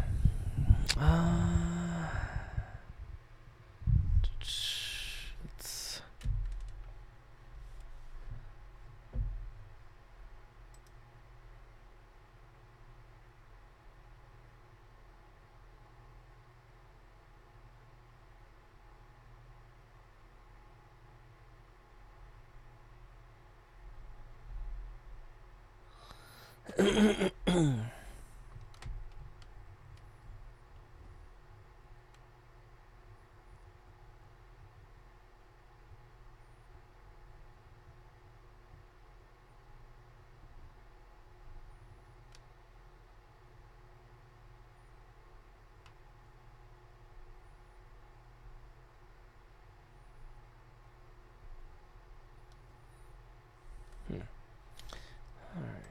Sorry, guys. Just checking some emails and notifications and whatnot real quick. Yeah,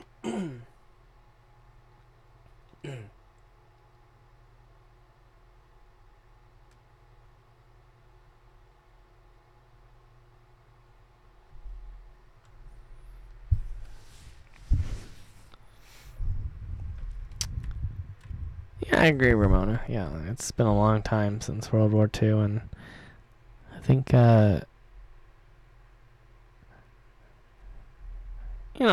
nowadays the general sentiment in the United States is that Germany is one of our friends. I don't think anybody really associates Germany with any sort of negative connotation anymore.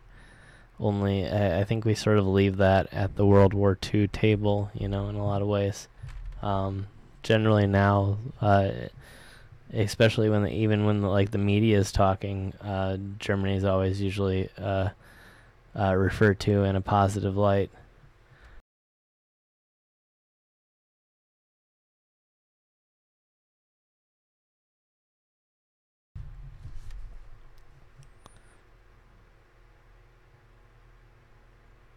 But yeah, that's always been my experience.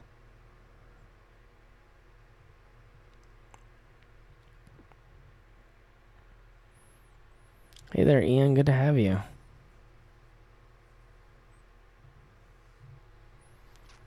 Ian representing the other side of the planet, the southern hemisphere. Always good to have you here, bro.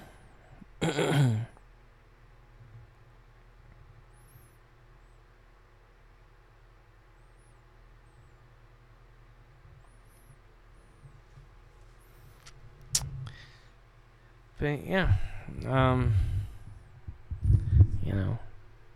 I find people from everywhere to be completely different, and it's part of the reason I love to travel,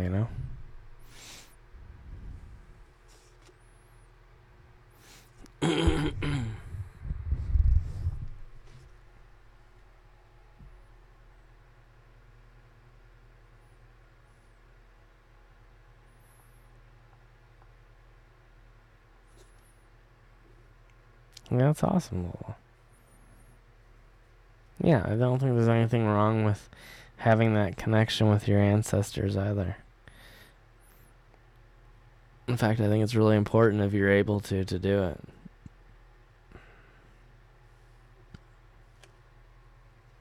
I was just talking to somebody who had another YouTube channel about, I think it was about Vegemite.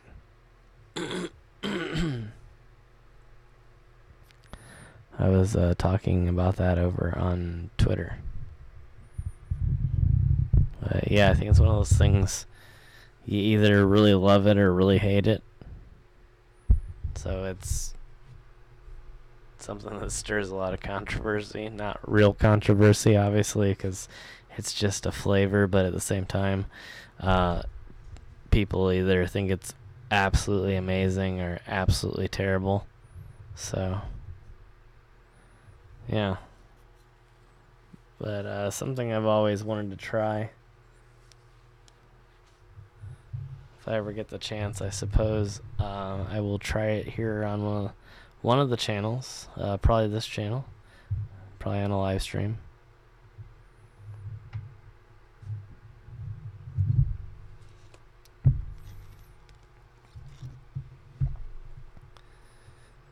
So Vegemite's like a spread of sorts that goes on, you could put it on bread, you could probably put it on crackers. I'm sure there's other things that you could put it on as well. I'm sure maybe that there's maybe some sandwiches that could be made out of it, sort of like peanut butter and jelly.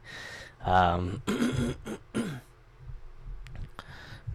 I can't remember the process of how it's made, but it has apparently a very powerful taste that is one of those things that a lot of people grow up on, and I hate to say learn to love, because I think that sort of implies a negative connotation to it, and I don't want to do that. But like Nutella, yeah, in a way. I would say Nutella is a lot more chocolatey. I would say that Vegemite, I don't know, because I've never actually tried it myself and I'll only know about it by description.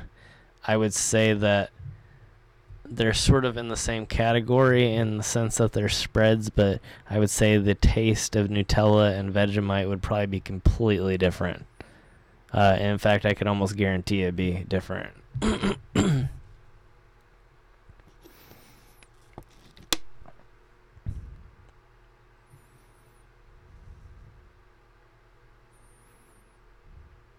Savory, not sweet. Yeah, I would say, yeah, that's probably a good description of it too. Yeah.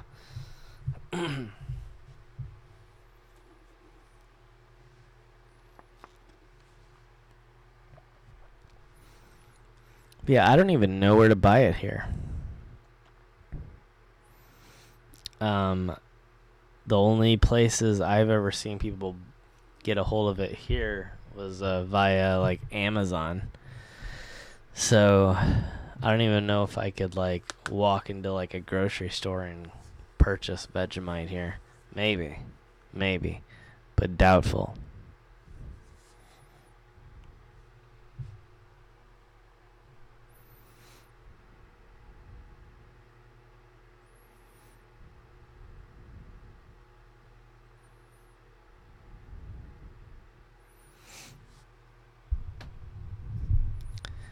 But yeah, if anybody wants to send me some Vegemite to try on the channel, I'd be happy to do it.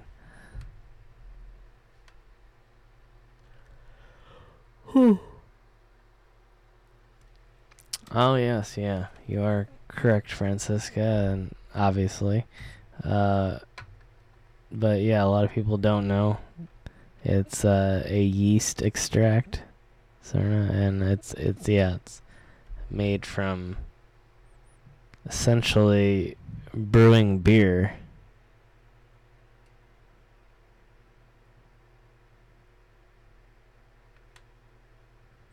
But I don't know.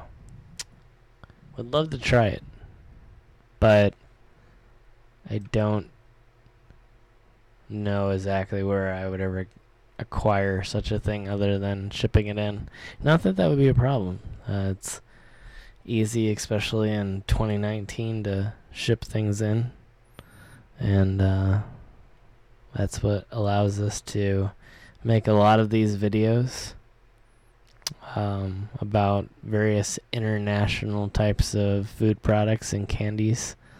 So definitely could do it sometime, but I would love to just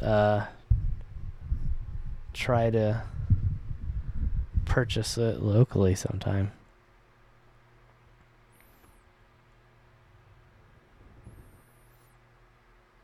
Have you ever tried Limburger cheese? No. I've had family members make it before, but I've never personally tried it. But yeah, it has a very powerful smell to it.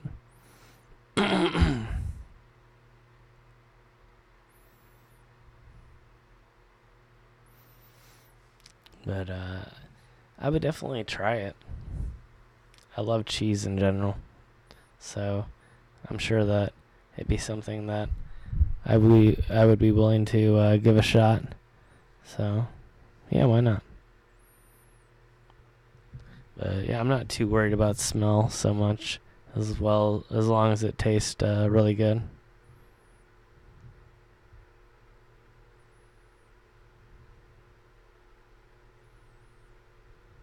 So, yeah.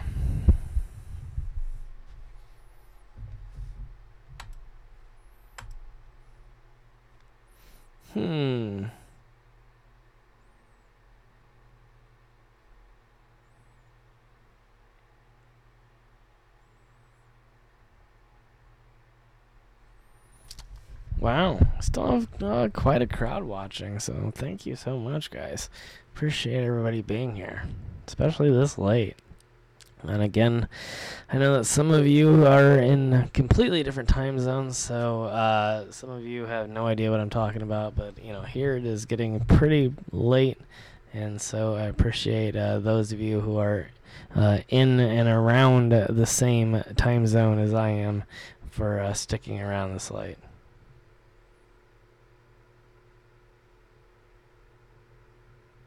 Yeah, at some point, I'm sure I will be getting a P.O. box here. I'm sure that I'll be getting one this year. But I just didn't want to grow too quickly for myself. And sort of, I don't know. But I didn't want to act like I was bigger than I was, I guess. So I've been trying to be very careful about things like that, and not get a P.O. box at 1,000 subscribers or something like that, to the point where it's no one's gonna be sending me anything. But since we've passed 20,000 now, we've got a pretty big crowd of people here. Yeah, I'll probably be getting a P.O. box sometime soon. So I'll be letting everybody know and putting that information in video descriptions here in the future when it happens.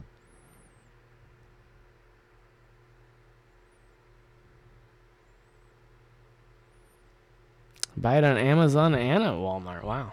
I'll have to check the next time I'm at Walmart if I can find it in my local store.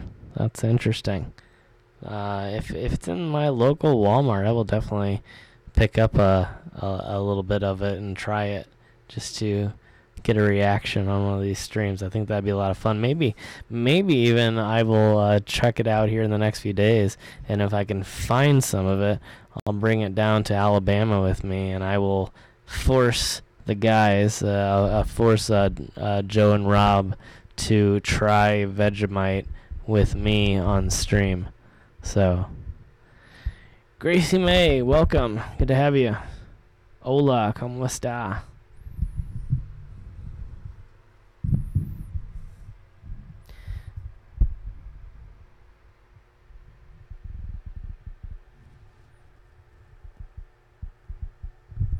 Yeah, I'll let you guys know. And yeah, we'll talk about it in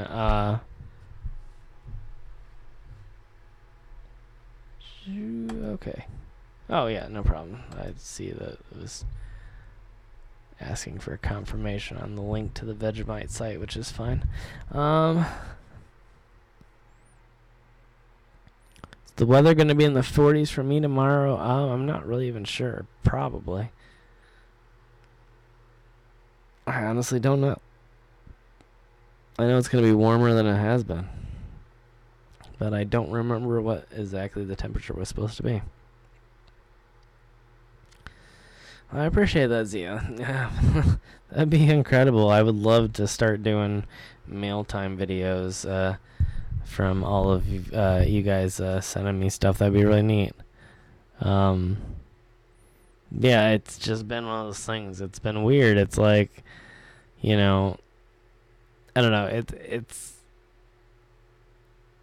It's cool, but it is a little strange from my end. Gracie May, estoy bien. Awesome. Good to hear.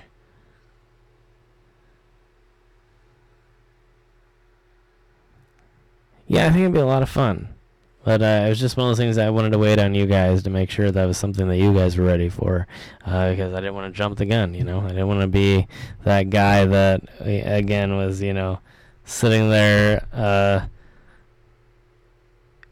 doing unboxing videos, where either nobody was sending anything or, it was... I think you guys kind of understand what I'm getting at when I'm saying it, but I just didn't want to do it too soon and act like the channel was bigger than it really was. But now that it's that it's starting to grow pretty big and starting to get up there in subscribers, I think it's maybe only natural that we move in that direction now, and at the very least, if that's what you guys want, then that's what you guys get. That's the way I'll put it. I don't want to do it for my sake, for sure. But if all of you would be interested in sending me some stuff and watching some videos of that stuff being opened up in a live stream, then I would for sure love to do it. And again, I love doing stuff that you guys want to see, and if that is part of it, then we'll do that.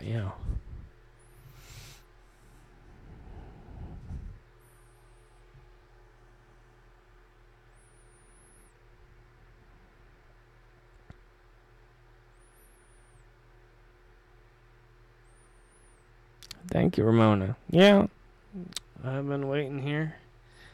Obviously, we had a few setbacks in the 2018 year, and that caused us a little bit of a delay in reaching the 20,000 mark.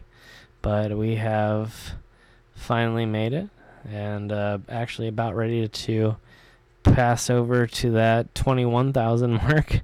And so I've been really happy with the progress that we've made. And we're going a lot quicker now, and I think things are back on track. And I've been looking at some of the views that we've been getting on a lot of these videos, including some of the videos from out west, and even some of the videos from before we headed out west. And it's just been an absolute explosion of views from everybody, and so many thanks to everybody watching the videos and sharing them and giving them those thumbs up, because a lot of these videos have just absolutely exploded. I randomly got suggested a couple of my own videos today, and several of them were in the hundreds of thousands. And I was just astounded to see how many views they had. And I was looking at some of the stuff from California that was up around the 100,000 mark, and it was just really neat to see, And then the Mausoleum Row video is up around the 200,000 mark, I think, now. And it's been crazy to see how many people have actually been watching these videos. And so I've just been incredibly happy. And even the recent videos have been fairly popular as well. Even some of the recent stuff is up in the 15 to 20,000 range. So it's been really cool.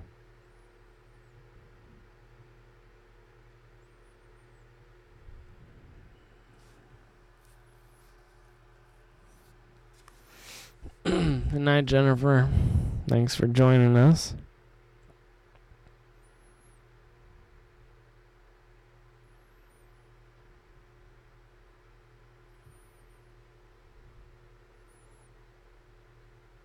A toy model of the Mystery Machine. I always loved Scooby-Doo. That would be awesome.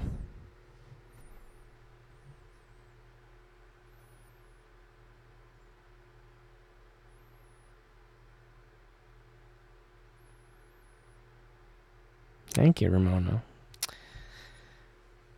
Yeah, it's, obviously I put a lot of really, really hard work into editing and uploading and promoting these videos, but it's, still the numbers are just amazing to me. It's just weird. It's weird to see 20,000. To me, that's like a stadium full of people.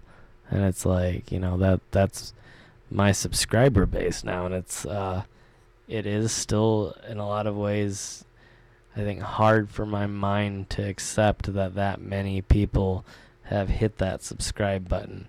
That 21,000 people have hit that subscribe button. That huge crowd, has done that, and it still amazes me. So it's, it's like I believe it, but at the same time, it's unbelievable.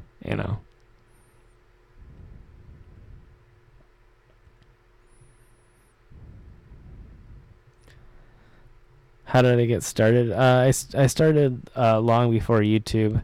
I used to be, I always say I used to be part of a car club, but I started a car club many years ago, one of the largest in the area, and that was one of our sort of hobbies on the side, was to go out to abandoned places and explore these abandoned places, and we even did a little bit of ghost hunting too, and that's the way I got involved in that about 15 years ago or so. And so when I finally had the idea to do YouTube, I decided to go towards that that genre of videos because it was something that I knew.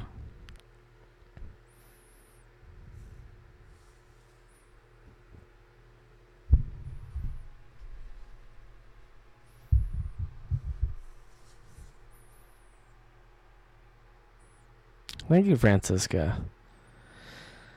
Yeah, a lot of the older stuff, I started out pretty meager, I started out with just a real cheap $100 GoPro and free video editing software. And I've worked my way up from there. Video was a new endeavor that I was taking on. I have lots and lots of experience in still photography, both professionally and as an amateur. But I had very little experience in videography and video production in general, and so I sort of dove into the deep end in terms of my production skills and sort of worked on it over the course of the last 3 years, and I've had a lot of fun doing it, and I felt like that I've got the hang of it a lot. I feel like in a lot of areas it mimics good photography, and so I feel like I did have a boost in the beginning by having that experience with still photography, to know how to set up a good shot and know how to have something that's well lit and has good contrast to it, and all these things that sort of cross over between the two different fields. But yeah, I feel like the improvement level over the few years that I've been doing this has been really great, not to brag, but I've grown a lot and I've learned a lot, and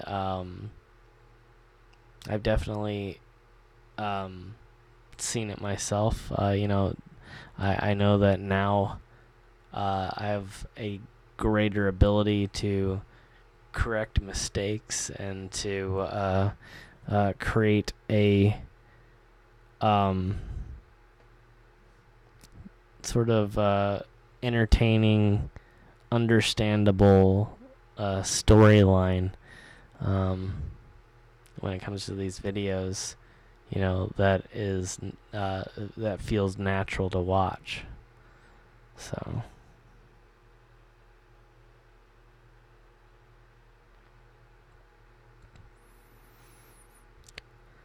yeah, I've gotten a lot more comfortable in front of the camera.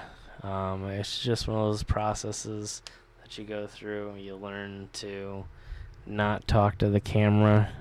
You learn to talk to the people on the other end of it, and that's the way you get used to it a lot.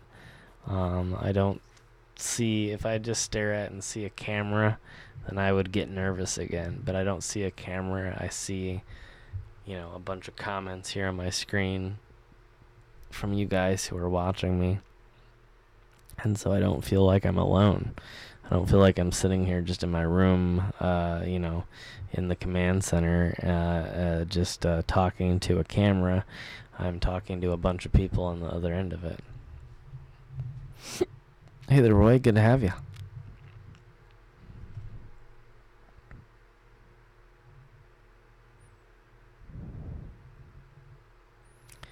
Thanks for joining us, Born to be Wild. You have a good night.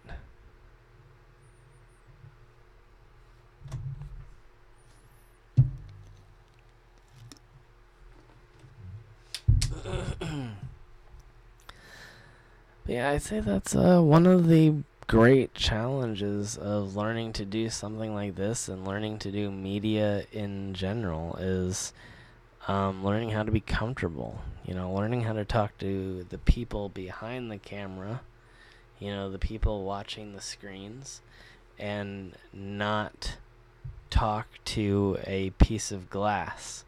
It's incredibly uncomfortable to talk to a camera. It makes no sense. It feels uncomfortable. It doesn't feel like you're having a natural conversation. But right now, I've gotten over that, and I've gotten to the point where I'm not having a conversation with a camera. I'm not looking at an iPhone here. I'm looking through that iPhone into all of your eyes and projecting that image across the internet, and it's become that to me. It's become very real, and that's the way I can do that. Otherwise, I would just sort of stutter and have a hard time talking because it's weird to talk to a camera, but it's not strange to have a conversation with a bunch of people.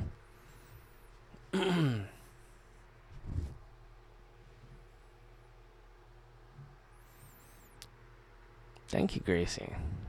I appreciate it. Yeah, I mean, I'm not one that likes to brag, but at the same time, it is something that I am proud of, for sure.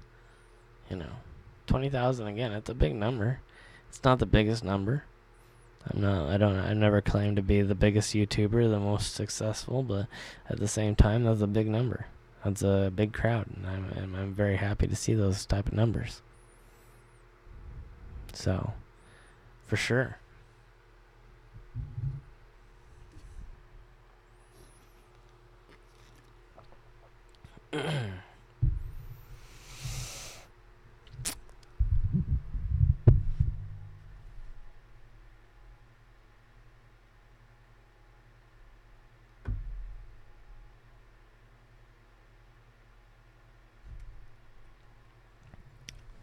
Thank you, Ramona. Yeah, that's the way I try to make it feel that, you're, whether it's on 539 Productions and I want to make it feel like you're right along there with me, exploring these crazy places, or whether you're here on the Mystery Channel and we're doing these streams and I want you all to feel as if we're all just sort of here in this group hanging out. I want you all to feel not only welcome, but to feel natural, Welcome, Debbie. Good to have you. Thanks for joining us here. But yeah, it's definitely got more natural over the years,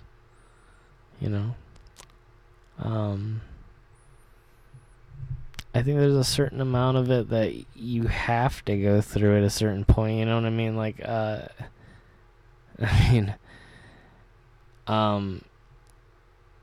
think a certain amount of it's, either you're going to get used to it or you're going to quit, At this point, my face has been seen millions upon millions upon millions of times, and it's like either I'm gonna get used to it or I'm gonna get scared, tuck my tail between my legs and run away. There's only a couple routes that you can go. You have to get used to it.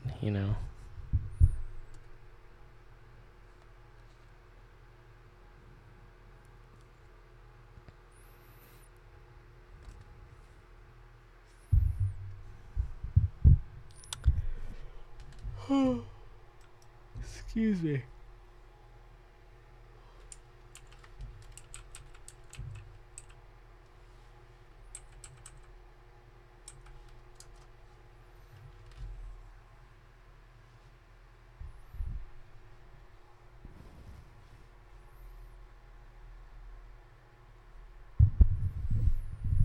Apologize, everybody. I'm starting to get a little tired here, actually.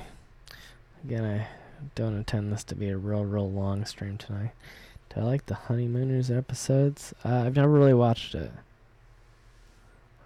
so I'm not incredibly familiar with it. I've heard of it, but that's one of the older ones that I haven't really watched. I've watched a lot of old content. Watched a lot of the Dick Van Dyke Show, the Mary Tyler Moore Show, Green Acres, things like that, but I never really watched the Honeymooners. But yeah, I don't know why though. It never was on in terms of like reruns where I was, because I watched a lot of the channels that were rerun channels from the older programming, and I never actually caught any Honeymooners episodes, so I don't know.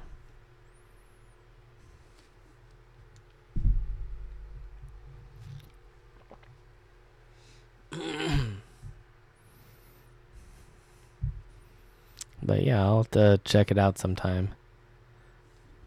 I don't know if oh, I can't. That's right, I'm on a different browser. I'm not signed in. I was going to check on Netflix, but I'm not signed in on Netflix on this browser. And I really, I'm so tired of typing in passwords. Since I don't save any passwords ever to protect my security. I never save my passwords on my computers. So there's no auto sign-in anywhere. I have to retype everything every time. And a lot of sites that I use don't have the same password, so I have to memorize a bunch of I should probably get a nice password manager program so that I don't have to do that anymore. But for the moment, I've just given in to the idea of memorizing a bunch of different passwords. So, but I will give myself some credit. They are pretty incredibly complex and would be incredibly hard to guess and have almost nothing to do with anything, as much as they are just a complex collection of letters and numbers that I've memorized over the years and slowly made more and more complex. So it wouldn't mean anything to even see one of my passwords. It would just be a string of numbers and letters and has no actual words in it. So I guess in a sense it's a pretty good, collection of passwords anyway. But I hate to brag and then something happen, but I definitely don't claim it to be the best.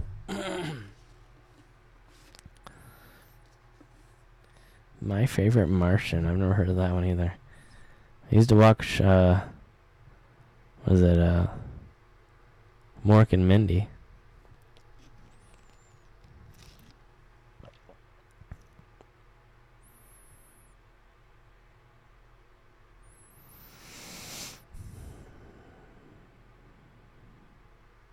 Skippy the Bush Kangaroo. That sounds amazing. I need to check out some Australian programming. I have never seen any Australian programming of any sort that I know of. Trying to think if I've maybe seen... I've seen some things. You know what? I don't know. I've seen some Australian people do some shows about Australian subjects, but I think it was on American TV though still. But recently I saw the Australian Truckers series, which was I can't remember what network that was on, but it was really kind of a cool series, and showed a lot of travel through the interior of Australia, which is pretty harsh and deserty, or is a desert. But yeah, really interesting stuff. But no, I've never seen any Australian children's programming, but I'm sure that is probably pretty interesting as well.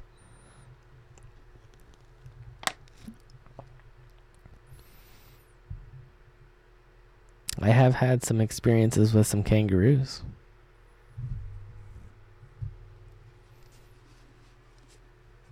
I never understood why it was like at our zoos here in America, it's like every animal's in a cage, but none of the Australian animals. Like, well, very few of the Australian animals. Like, everything's in a cage, and then you walk into this enclosure, and there's just kangaroos just everywhere. You know, like just roaming free.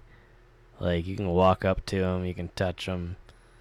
But then you walk to the rest of the zoo, and everything is in an enclosure by itself. You can't get to it. You could never touch it. You have no interaction with it whatsoever. And then you get to the Australian side, and all these animals are reachable. I really never could understand it. Like, I had some strange experiences with some Australian animals.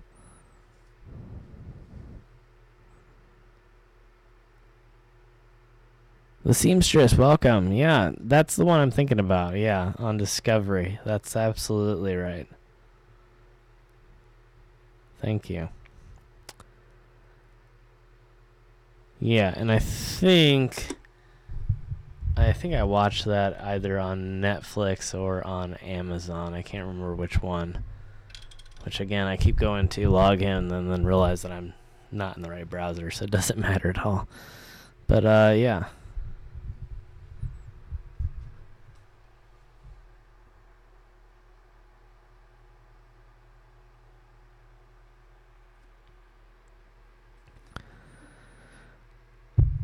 Brother is a judge in the...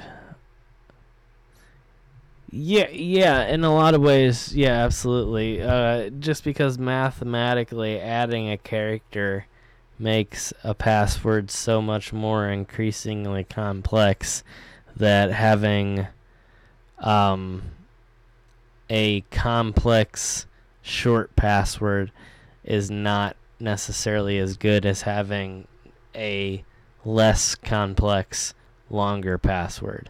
And it just goes down to basic mathematics. The number of combinations possible makes any password increasingly difficult to crack. So you could have all kinds of crazy characters and only have a 5-digit password, but having just a normal word which was maybe 10 characters long would be way more secure, because it doesn't really matter what it is as much as the fact that it's long means that there's so many different combinations that guessing what it is would just be near impossible. And also having like a machine or a computer in general, not necessarily a machine, but having a computer try to randomly guess would take millions and millions of combinations of letters and numbers to figure out. And even if it were all letters, it wouldn't really matter, because there's the potential of it having numbers in it, so it doesn't matter if it has numbers in it or not. It just is the potential for it to have numbers that makes it secure. So yeah, absolutely. Yeah, the length is a lot of the bears a lot of the importance in passwords. But at the same time, that breaks down when it comes to human habits, because a lot of times human habits are very similar, and so a lot of times there will be a list of passwords which are chosen most. Sort of a common set of passwords which people create because they think that they're unique, but yet they are not unique. And so that's why we get things like, a lot of people having password as their password. And so even though in that sense password is a very long word and would be theoretically very secure, in itself it is not secure, though, because it is a commonly used and commonly guessed password. So in that sense, it's still more secure to use a random set of characters, but yet to make it a long random set of characters. So that's where I would merge the two ideas behind it. So yeah. But yeah, after a long career in the information technology field and especially in security, I've had a lot of training in network security and in account security. And that's one of the first things that we learn is password security. And as somebody who was trained to be a network administrator, we're one of the first people where that responsibility falls. And so a lot of times that's why you wake up and you go into work and you're like, oh, what in the world? My password doesn't work anymore. A lot of the times it's actually people like me saying, you've used that password for way too long. It's time to change. And so we manually reset your password, and you just show up at work to your password not working and them asking you to create a new one. So a lot of times that happens on purpose.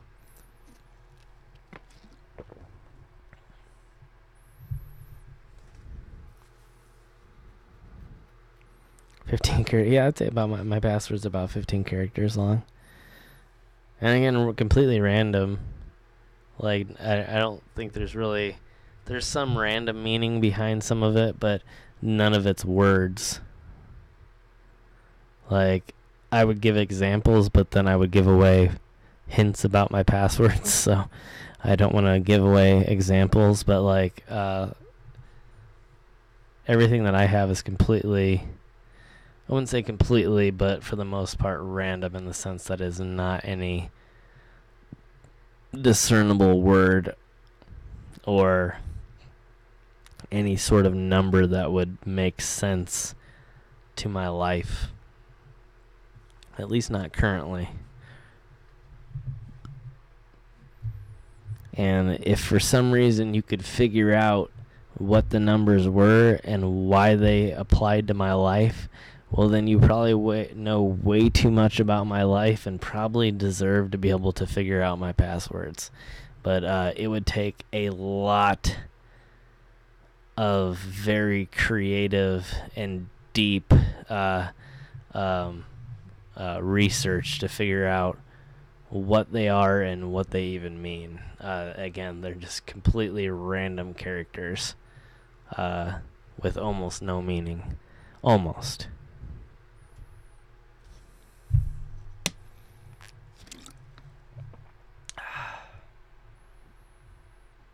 Yes, I do have an IT background.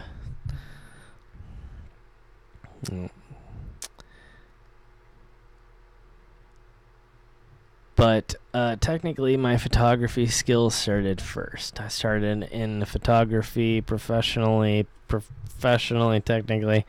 Not professionally as in like making money, but professionally as in more than picking up a point-and-shoot camera and doing things just to take memories, you know.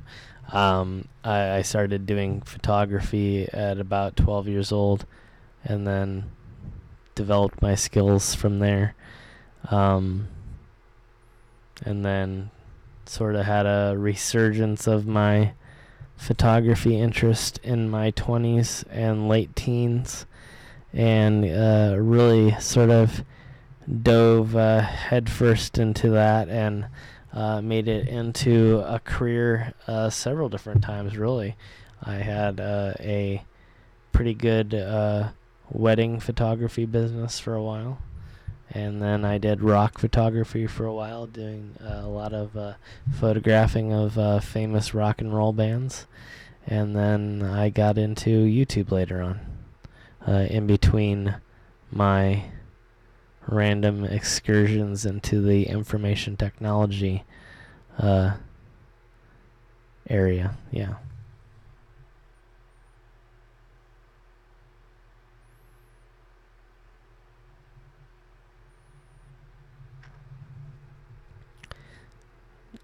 Yeah, good to have you over on Twitter, Ramona, and good to be able to talk with you over there. Yeah, I would encourage anybody on here that's looking to keep up with things and get up to the minute news on 539 Productions episodes and upcoming travels to check out Twitter and maybe think about starting an account, or if you already have an account, to follow over there. Whew, my throat is getting dry now. Apparently I've talked way too much and way too quickly tonight, because my throat is drying out on me.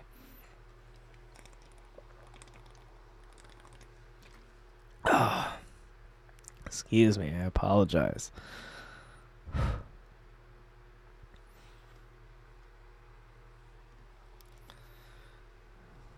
I guess it's one of the drawbacks. The more and more I do this, easier and easier it is to talk to all of you guys and to sort of have this stream of consciousness. But at the same time, the drawback of being able to sort of formulate these thoughts and bring it out to all of you guys without having sort of a break in my speech is that I wear myself out really quickly and my voice out, and so it's really hit me hard today. I don't know why. It might just be some of the additional allergies because it's starting to warm up again, and that's always a problem. Anytime we have a big fluctuation in the weather where it drops down way low and then heads way back up again, it seems like my allergies kick off again, and I just have a couple days of absolute travesty and hacking and craziness, and yeah, I won't try to describe it too much and gross all of you out, but at the same time, it's no fun.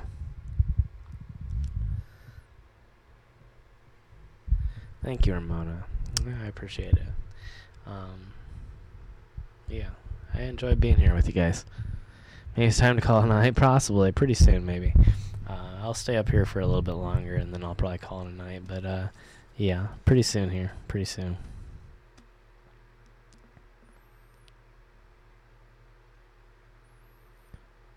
My feelings on Facebook, I would just say be careful. If you're careful what information you put on there, you're not going to get, your information stolen. But I'd say more the problem with Facebook is being able to find reliable information. A lot of times they just had completely and utterly fake information going up and masquerading itself as being completely true. So I would say that's something to look out for. Thank you for joining us, Zia. Good to have you tonight. Hope to see you in the next stream.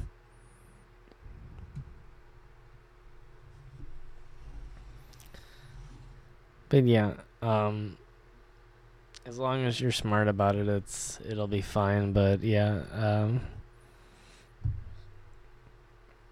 I would say a lot of the problems that Facebook have or has had, and sometimes continues to have. I guess I'll put it like this: a lot of the issues have been solved now. A lot of the issues have been in the past, and a lot of the fear now is just that some of those issues could come back.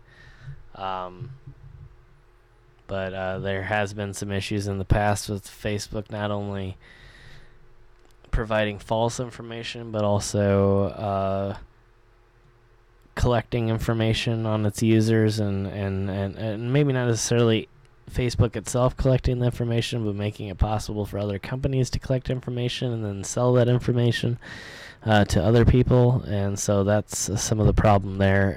But at the same time, they did not necessarily directly engage in it, but they just made it possible for some of their advertisers to dupe different people by providing false information and also collecting personal information. But in terms of actual Facebook, I think there was very little evidence that Facebook ever physically collected information and then sold it. But I would just say it's one of those things you always need to be careful online.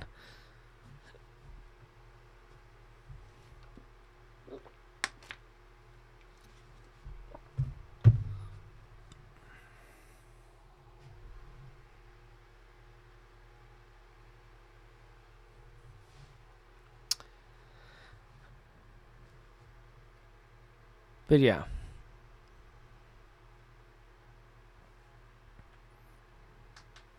As long as you do your research, I think you'll always be safe and stuff like that, Obviously, there's examples of extreme circumstances where, places get hacked or whatever.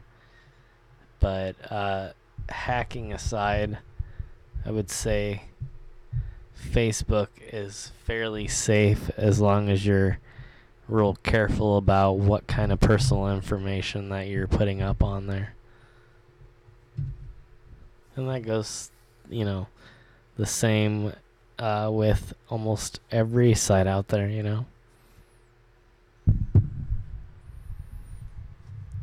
Good night, Manya. Thanks for joining us.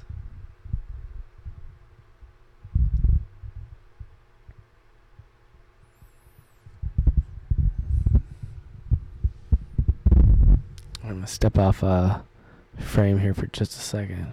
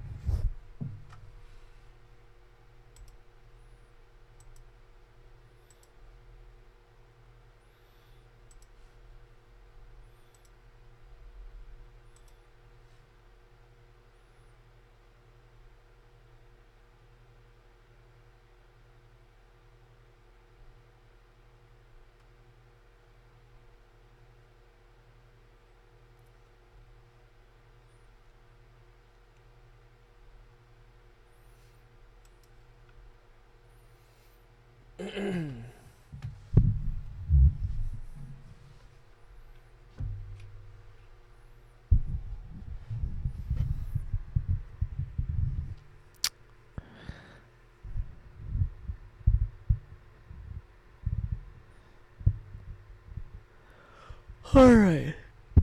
Oh. Yeah, it's about that time. But, yeah, I do have plants behind me. Those are little pothos plants. They're growing actually in straight water. They actually grow pretty well just in water. And so they're just sitting, one of them sitting in a wine glass, and one of them sitting in a little, like jam jar.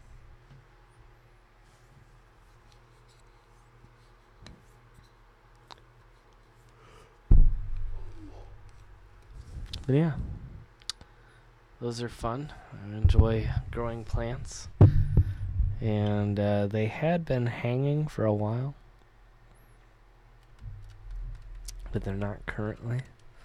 But I might hang them up again.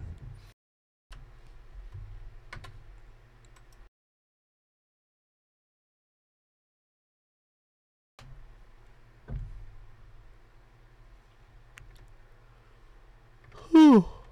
I can't stop yawning. I think we might have to call this a night here pretty soon.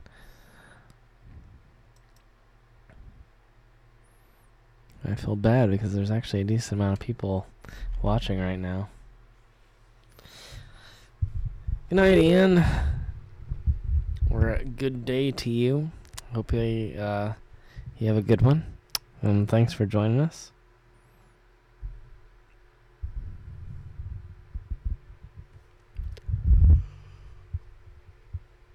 Oh, man. Always good to have you. But, yeah. Wow. I think we're about to the end of the rope here. Hey there, Susie. Welcome. Good to have you. Yeah, I don't know if anybody had any questions or anything, or if you're all wanting to know anything, let me know. I will try and answer any questions. But if not, I am going to try and wrap up things fairly shortly here. Going on that 3-hour mark at this point, about 10 minutes away. I might try to, at the very least, finish up that 3 hours and hit that milestone here and then end it there. So again, if anybody had any last minute questions or subjects that you wanted to talk about, let me know, and we can steer the conversation in that direction. But otherwise, yeah, here fairly shortly we're gonna wrap things up for the night, because I think I need to take a break.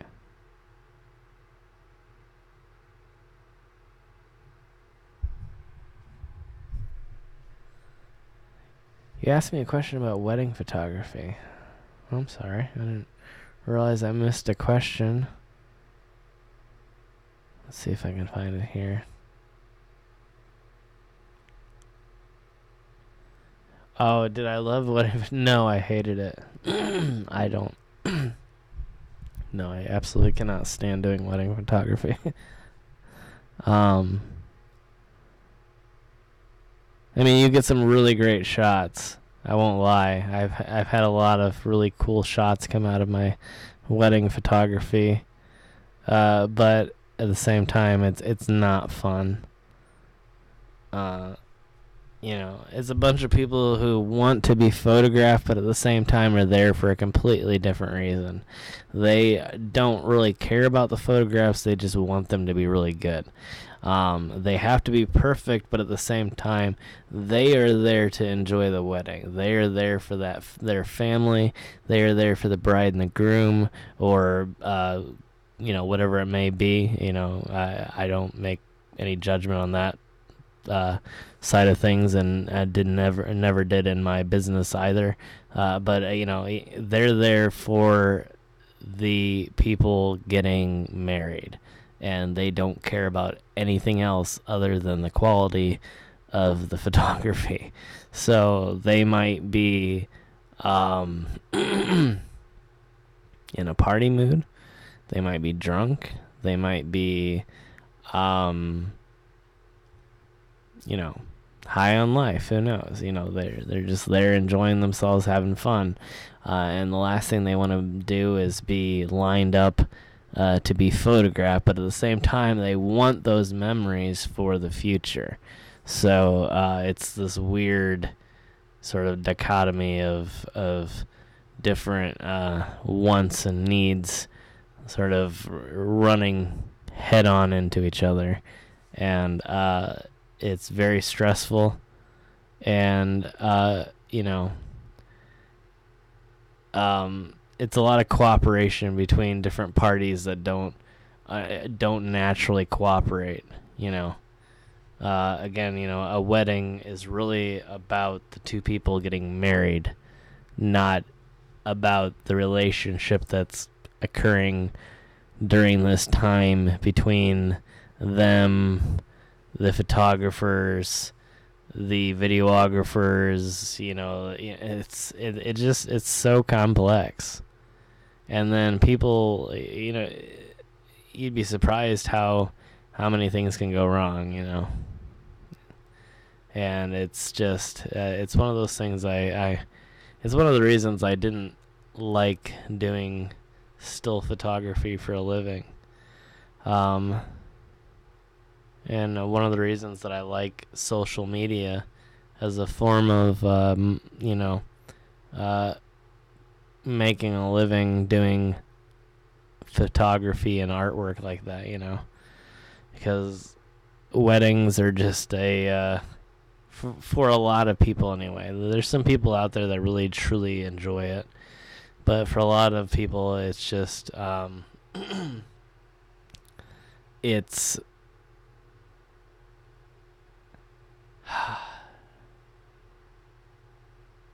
I don't know how to put it. It's just it's doing what you love to do, but at the same time, it's so far from that.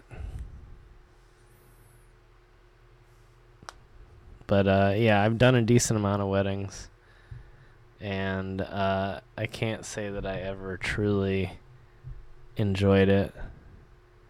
I like the back end of it. I always enjoyed editing the photos and whatnot. But even that got stressful, because you get people who aren't cooperative or who don't stand still to pose for photographs, and then it's like you have to fix so many different things in post. I even had a couple that, it's a wedding. You'd think people in a wedding would want to, kiss each other, and I had a couple that I had to Photoshop the wedding photo because they kissed so quickly. And I even warned them. I said, it's your wedding, and you want this memory for your life, for your entire lifetime. And I said, make sure that you guys kiss for a good amount of time so that I can get a good shot of it, so that I can give you guys that shot.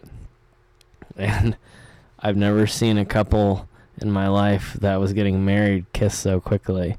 And it was literally so quickly that my camera, which could take like 8 shots a second, I had it held down to complete auto mode, so it was just snap, snap, snap, snap, snap, snap, snap, snap, snap, and still missed them. Never got the kiss on camera. I had to edit it in Photoshop so it looked like that they were kissing. But I warned them. It wasn't my fault. I warned them several times. I was like, don't make it quick. I was like, there's a possibility if you make it too quick that my camera won't catch it because it'll be in between frames. And I've never seen such a non-passionate kiss from a couple who was sealing the deal to spend the rest of their lives together. Just a, you know what I mean? Just a peck. Just, you know, like, you may now kiss. Done. You know, not even a 1 second. Just done. That was it. Done. Walk out of the building. Go to the reception. Just absolutely thoroughly enraged and mad too, because I warned them several times. Don't do it. Don't do a short kiss. Don't do a short kiss. Don't do a short kiss. Don't do a short kiss. What do they do? Short kiss. And it almost ruined it all, save for actually having a decent amount of Photoshop skills. So, were it not for me, they would never have a photograph of that kiss. And they still don't. But they have no idea. But again, not my fault, but I saved it. I gave them what they wanted, you know. I gave them that dream photo that they wanted, even though they completely ignored everything that I told them. You know, so was it anything else, I'd be disappointed in myself. But since I told them so many times and begged them to work with me, and not to hire me, but begged them to work with me in terms of the length, so that I would be able to accomplish what I was going for, that I don't feel bad. Because again, you know, I can only warn you so many times to do what I'm asking. And if I'm the professional and I'm the photographer and I tell you, don't give, you know, a 1 second, you know, teenager kiss, you know, prom night kiss or whatever, you know, peck on the cheek kiss or whatever, you know, don't do something like that at your wedding, which could be, you know, one of the most important events in your life. Like, it's not a good idea. And yeah, they almost paid the price for it. And I'd be willing to bet though that they have no idea. Like, I when I say it was great photography or Photoshop work, it was almost imperceivable. Like, there's no way to tell that they were not kissing.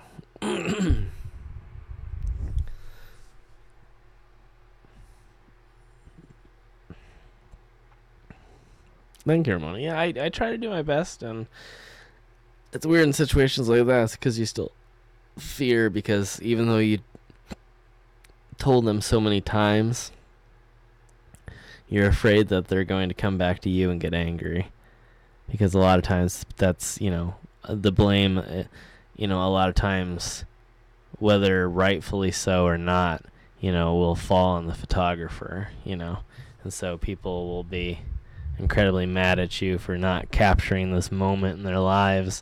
And it's like, you know, really, in reality, they screwed it up, you know, by not working with you. But I got lucky, you know, and I got one that was close enough that I could fuse it together. But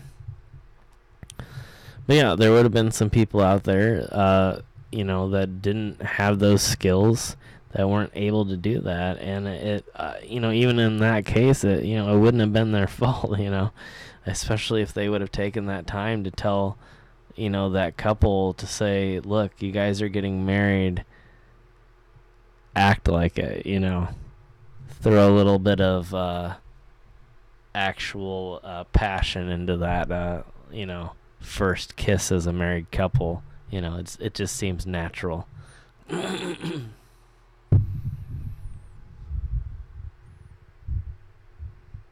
I've never seen anything so ridiculous in my life.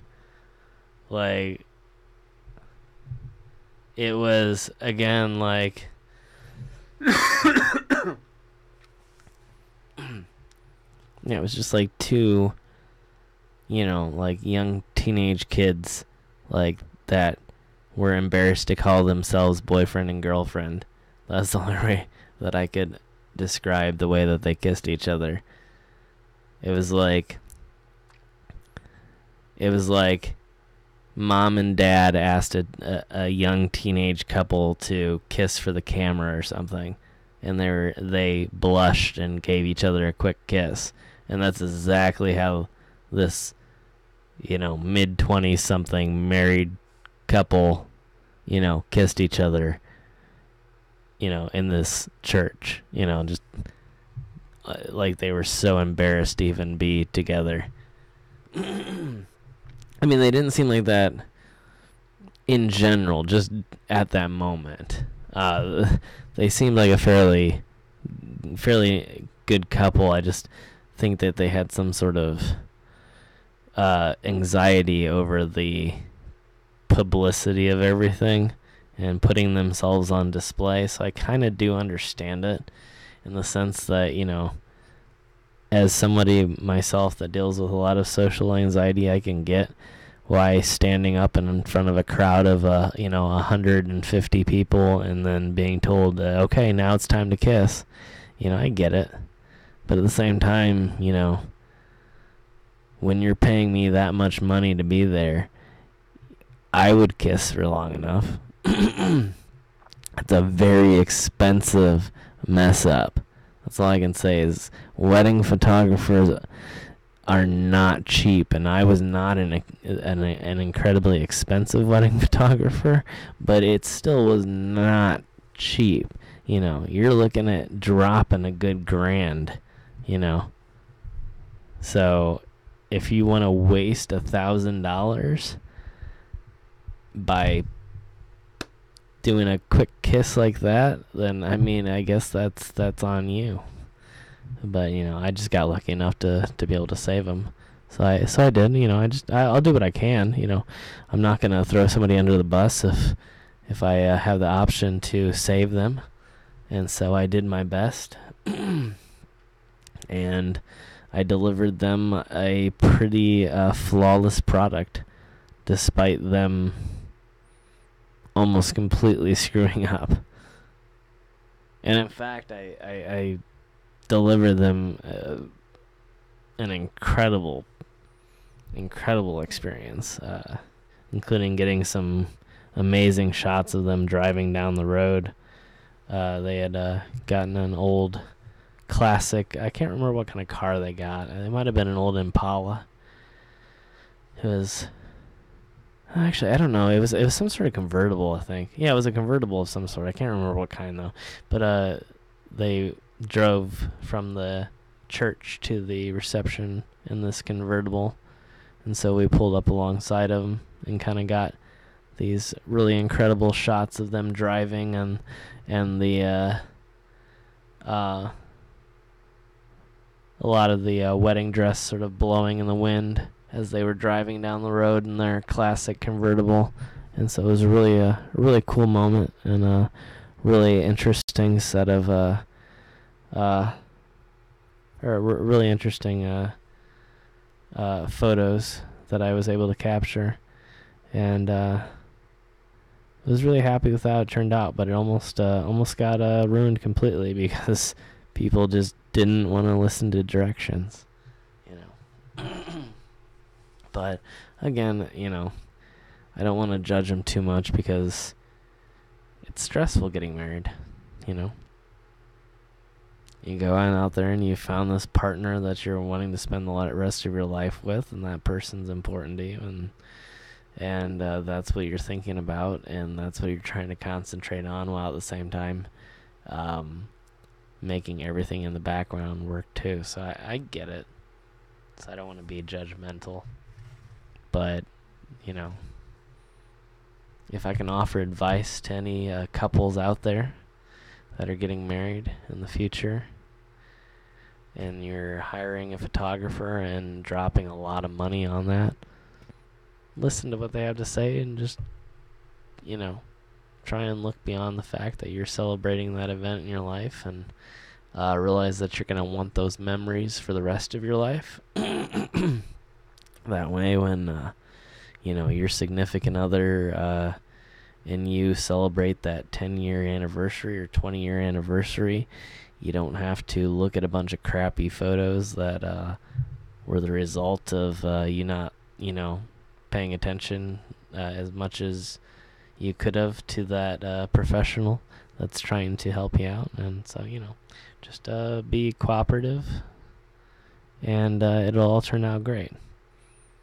And just remember, just because your cousin says that they're a photographer doesn't mean that it's true. That's the one thing that you can learn from this stream. Don't believe them. They're not a photographer. And if they were, they would already be making a lot of money.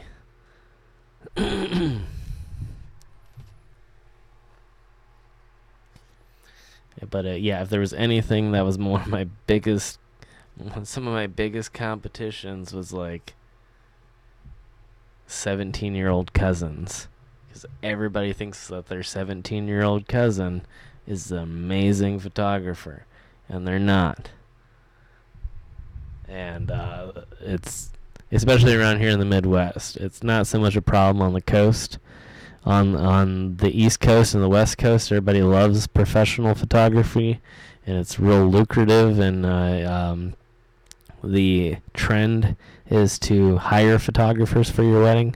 But in the middle of the country, my cousin's an amazing photographer area, and so we love to hire our young family members who are up and coming photographers a lot of times, who never may actually do any real work in photography, but would like to think between the ages of 17 and 24 that they are going to be a big photographer one day. And so a lot of times people like that steal our work here in the Midwest, and it makes it real difficult. And as a result of it, a lot of people get subpar photography for their wedding, and a lot of underexposed, blurry images that they're going to regret for the rest of their life. Not that it's a huge deal, it's photography. The big deal is that person that's in your life, obviously, but at the same time, it's good to have awesome images that you'll enjoy looking at for the rest of your life too. So it's important to choose somebody who's going to treat that experience with the respect that it is owed, and just handing that experience off to a very young, inexperienced person may end up exactly as it sounds like it should. And it's not to say that there aren't some people out there who are amazing.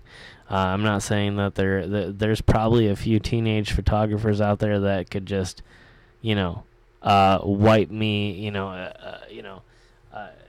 really just completely decimate me and my ability. I'm not saying that that's not possible. But at the same time, I think that a lot of people have maybe a little bit too much faith in that area. I want to be very clear in the photography area, and not in other areas. I don't want to discourage people, but in the photography area, I feel like sometimes people have a little bit too much faith in their family members, and should really sort of compare and contrast these images to real professionals out there in the field. And I think that you'll find that there's a huge difference.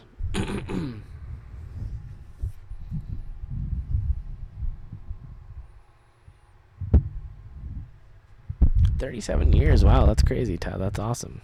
Congratulations. Your kiss was fast. Well, I don't know. Yeah, maybe that's something to be said. Who knows? Just get a photographer with a very fast camera, and maybe you're destined to spend the rest of your life together. I don't know. Maybe that is the key. if that's the case, then there's going to be a lot of photographers out of work, but a lot of happy couples. So maybe it won't matter in the long run. I don't really know. Good night, Dretta. Thanks for joining us. Good to have you here. And many thanks for the well wishes.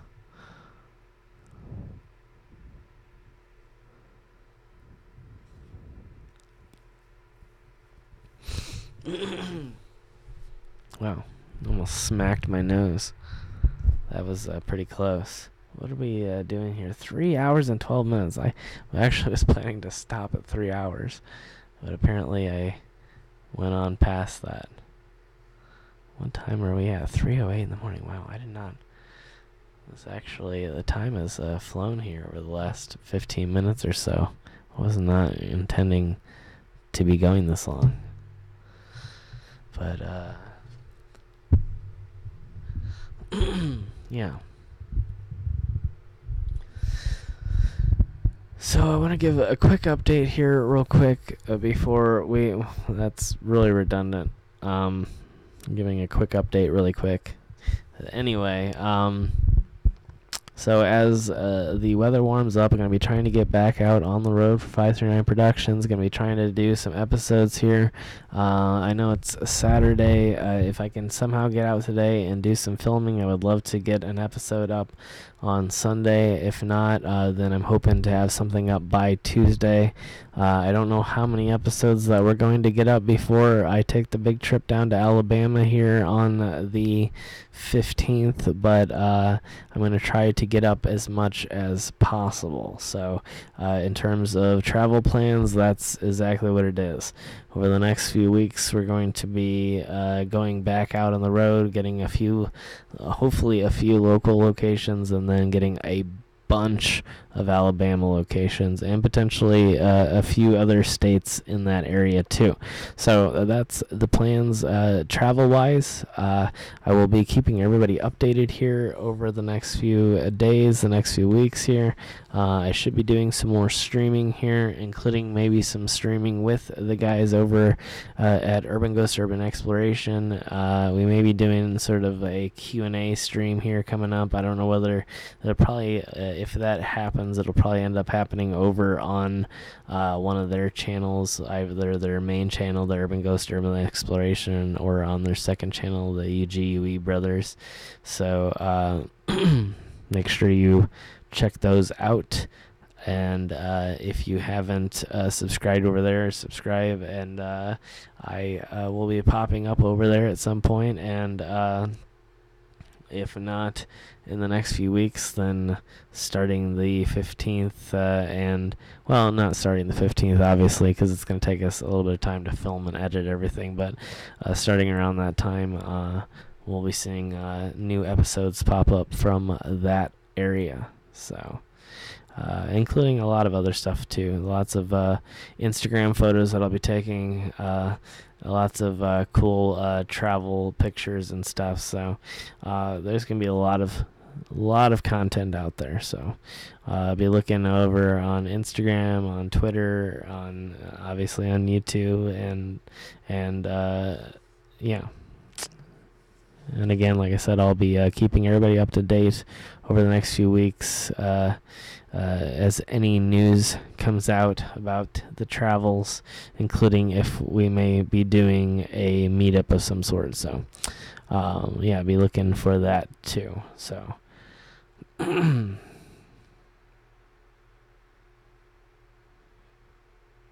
you, Ramona. Yeah, there'll be hopefully a little bit of both here coming up.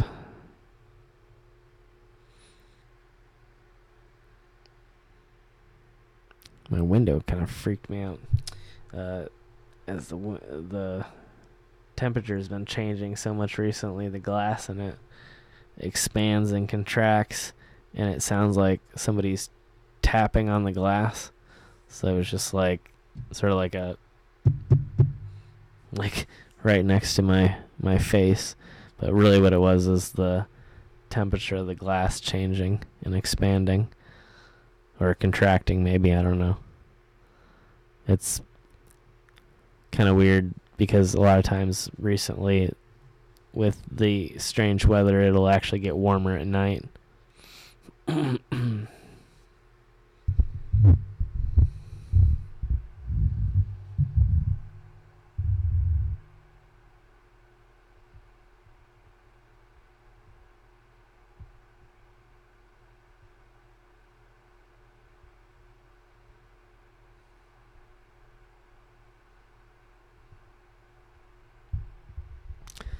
Happy birthday, Debbie.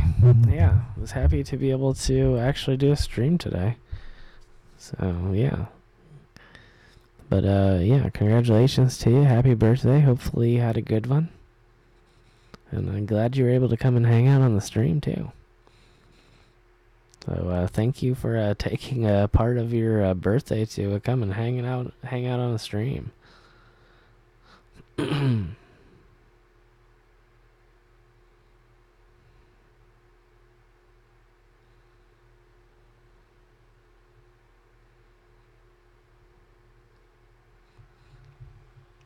Yeah, I appreciate it so much. Yeah, I tried to make as much content as possible. I prefer to make, I wouldn't say I prefer necessarily, but I prefer to make as much content as possible for the 539 Productions channel, and then do this as a secondary endeavor. But at the same time, I enjoy both types of content. And so it's fun to be over here and fun to be streaming and fun to be back in the mix of things again. So yeah, it's good to be here. But I think at this point I'm gonna wrap things up, though. I appreciate everybody who has stuck around this far, but we've been going about 3.5 hours now, and I was intending to wrap things up at about 3 hours anyway, with hopefully the option of maybe going out and filming a little bit tomorrow, or today actually. So I am going to go ahead and wrap things up for the night. But thank you all so much for joining me, and I will try and do another stream this weekend. Probably, we'll see, depending on what I'm doing filming wise. I might try and do one later on tonight, and similar to what we did today, but maybe a little bit earlier. We'll see. It just depends on what the schedule looks like and what I'm able to get to. But at the very least, if not a Saturday stream, then I will try and do a Sunday stream. And again, I should continue to have more and more updates over the next few days regarding the trip down to Alabama. So, but thank you, everybody. I appreciate you all for being here, and I'd like to wish you all a very, very good rest of your night, or maybe a very good rest of your day, depending on what part of the world you happen to be in. So many thanks to everybody, and I will catch you all in the next stream. So thank you all, and I will see you next time.